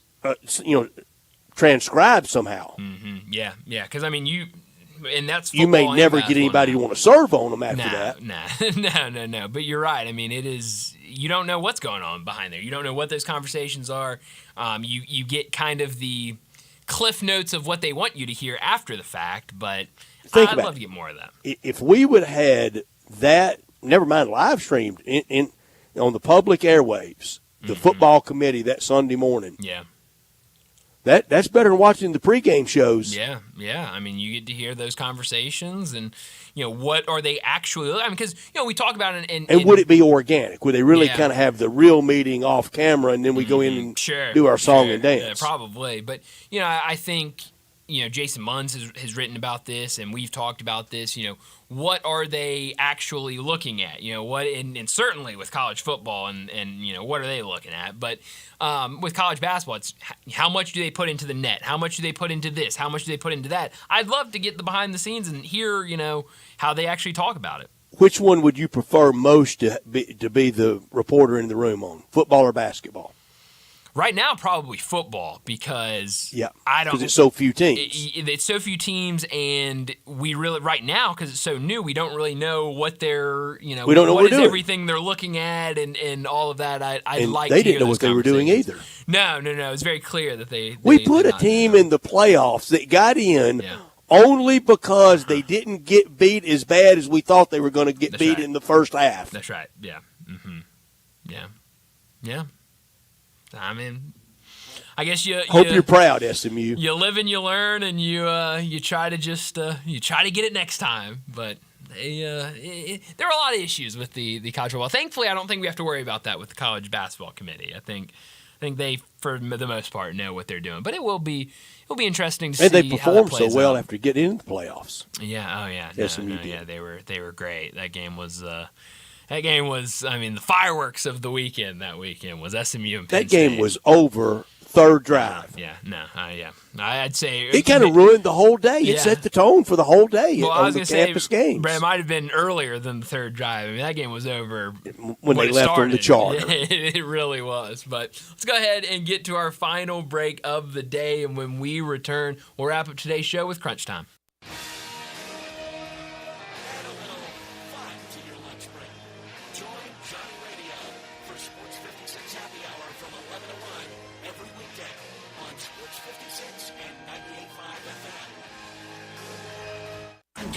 Service director of Lexus in Memphis. Our service department wants to be more than just a place where you get your oil changed. We do glass repair, windshield replacement, recalibration of your camera and sonar systems, even wheel repair, tire replacement, all the things you would expect from a luxury automotive dealer. Please check out our website. You can schedule your appointment, check out our specials, hours of operation, or if you'd like to do it in person, please reach out to one of our associates at 901-271-5199. At Jason's Deli, when you're dining in or picking up curbside, you can expect wholesome food and no surprises, just delicious sandwiches, crisp salads, and quick quality meals made with the freshest ingredients and no artificial trans fats, MSG, high fructose corn syrup, or artificial colors and dyes. Around here, a lot of thought goes into what we put into our food and what we take out of it, because you're not just taking a bite, you're getting a taste of who we are. New items are constantly being created to expand our menu for all tastes days and special diets with vegan and gluten-free options available. Convenience and on-time delivery you can count on. It's just a click away at jasonsdeli.com, so whether you need to feed 5 people or 5,000, the team at Jason's Deli, they have the credentials and the commitment to keep you satisfied. Freshness is nearby at Jason's Deli with locations at Ridgeway in the Park Place Center, Poplar and Highland, Germantown Road in Cordova, and on Goodman Road in Olive Branch. Jason's Deli. It's wholesome food and no surprises. If you need glass replaced, there's only one name you need to know. Benswinger Glass, the largest full-service glass company in the U.S. They've been an industry leader for over 145 years. For all your residential, commercial, or auto glass needs, Benswinger Glass is the name you need to know. 24-hour emergency service for all commercial customers, plus a nationwide warranty on all professionally installed glass. Visit Benswinger Glass in Midtown at 340 South Hollywood, across from the Liberty Bowl. Visit BenswingerGlass.com. Benswinger Glass. Step up your wings game at East Coast Wings and Grill. With 60 wing flavors and 7 heat indexes, do you have what it takes to turn the heat of your wings up to insanity? East Coast Wings and Grill is family friendly with a large variety menu to satisfy the whole bunch. Sign up today for the loyalty program and taste the rewards. For every dollar you spend, you collect a point. Earn 100 points and receive a $5 reward. Next to Lowe's on Highway 64 in Marlin, come try America's best wings at East Coast Wings and Grill. It's the Mitsubishi Motors Spring Sales Event at Gossett Mitsubishi on the Pike. 2024 Mitsubishi Mirage. We Gossett $249 a month or buy for $18,410 gets 43 MPG. 2024 Mitsubishi Outlander Plug-in Hybrid PHEV compared to Mazda CX-9 $42,900. Ready to upgrade your ride? Get 2024 Mitsubishi Outlander $399 a month or buy for $29,460. Plus, get peace of mind with Mitsubishi's 10-year 100,000-mile powertrain limited warranty. Get to Gossett Mitsubishi today to start your year off right. 1870 Covington Pike and 24/7 at MemphisMitsubishi.com. If you want it, we got it at Gossett Motor Cars. MSRP 18410, PHEV RZO 59821, MSRP 489, Outlander RZO 67325, MSRP 33210, includes all rebates and incentives, PF 895, excludes tax title license. See dealer for complete details. Offer valid through end of the month with approved credit dealer stock only. Since 1948, in the alley, the Rendezvous. I'm with John Burgess. John, what's going on in the Rendezvous? Brett, after 76 years, we've decided to expand our product line. Anyone who's tasted our ribs is familiar with our vinegar base. It's now available in the 32-ounce jar. It's so good to base or marinate all meats. I even put a little bit on turnip greens. Something we've been using at the restaurant or at our house has been the Greek seasoning.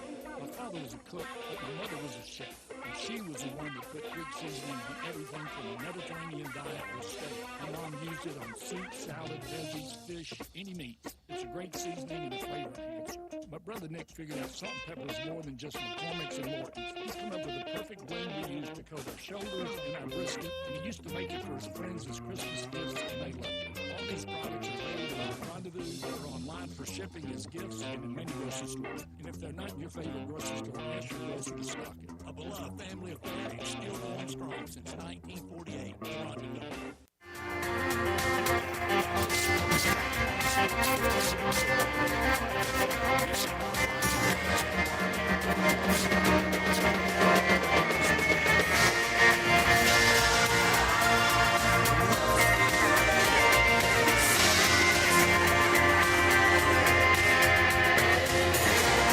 Tigers won again last night, this time in more convincing fashion, and Joe Lunardi still has them in a great spot in his updated bracketology. He has them on the 5 line. They play Wake in the first round. If they won, they'd get the winner of Wisconsin-Akron, likely meeting Florida in the Sweet 16 if they got that far. You also look at what Joe Lunardi has right now. We talked about it earlier. Now 14 SEC teams in the bracket, with Arkansas making their way all the way up to the last 4 in. But I should say this, while Joe Lunardi has 14 teams in, he has 5 SEC teams in either the last 4 byes or the last 4 in. Oklahoma, Vanderbilt, Texas, all last 4 byes. Arkansas and Georgia, the last 2 in the last 4 in. So 14 in, but 5 on very shaky ground right now. Yeah, I don't know how much meat's on the bone when you get down there and with those teams. The top's real good. Yep. After Sunday, just 4 more Sundays to Selection Sunday. That is hard to believe. Really fast. I mean, Super Bowl, All-Star game, Selection Sunday. Yep. it's in a hurricane. What I learned today, the Cardinals cannot give away Nolan Arenado. No, they can't. Nobody will take him. Nope. At any price. Nope. It's crazy. Why didn't they do what we begged last year at deadline time, Bryant? That was the Cardinals weren't getting in the playoffs last year. No, nowhere close. I don't get it. Everything should have been unloaded. They can't give him away at any position. No, they've tried all offseason, and just they can't do it. Can't do it at all. Got nothing out of Paul Goldschmidt. Nope. So, it's insane. I don't know. The leadership is so bad in St. Louis. Yeah, no, it's really bad. I mean, it's Boy, worse than I Mo We thought it Trust played out, about 2019? Yeah, I was about to say a year maybe. Losing in the LCS to Washington. And then, since then it has not been good at all. COVID killed the Cardinals. They need to add the Cardinals to the COVID casualty list. You're right. I never thought about it, but you are absolutely right. What I could have done without, we talked earlier about the Philadelphia Eagles and their championship parade today. It looked like it was really fun. It looked like a good time, but now seeing reports that 2 were shot outside of the championship parade. I don't know exactly where it was. I don't know if this was part of the celebration or if this was kind of close to the celebration. I couldn't get a straight answer, but two women shot during the parade. I think both fine, at least the report I looked. One shot in the thigh, the other, I think, in the foot maybe. But still, I mean, this is now, the second championship parade? Back-to-back. That we've had back-to-back. Kansas City last year. With shooting incidents. So you hate to see that. Yeah, the big celebrations, they seem to go wrong. Not only could do without, gonna do without. Won't watch a single second of All-Star. And at the same time, same amount I've watched my whole life of Daytona. Zip. Daytona 500. Whether they're rubbing or racing, I ain't watching. Brad, I'll be honest, I didn't even know it was this weekend. That was news to me when you brought that up earlier in the show. Well, it is, isn't it? Yeah, no, you're right. I just didn't know. But you are right. It is this weekend. Well, even if it's next week, I won't watch it then either. Yeah, so much so that you don't know what it is. No, that's me. Where are you beaming tonight?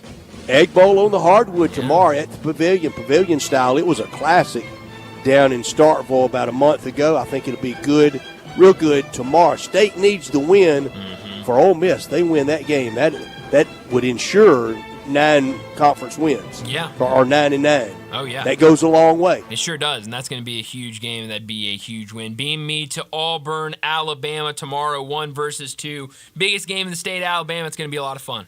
It'll feel like a football atmosphere in Tuscaloosa this weekend.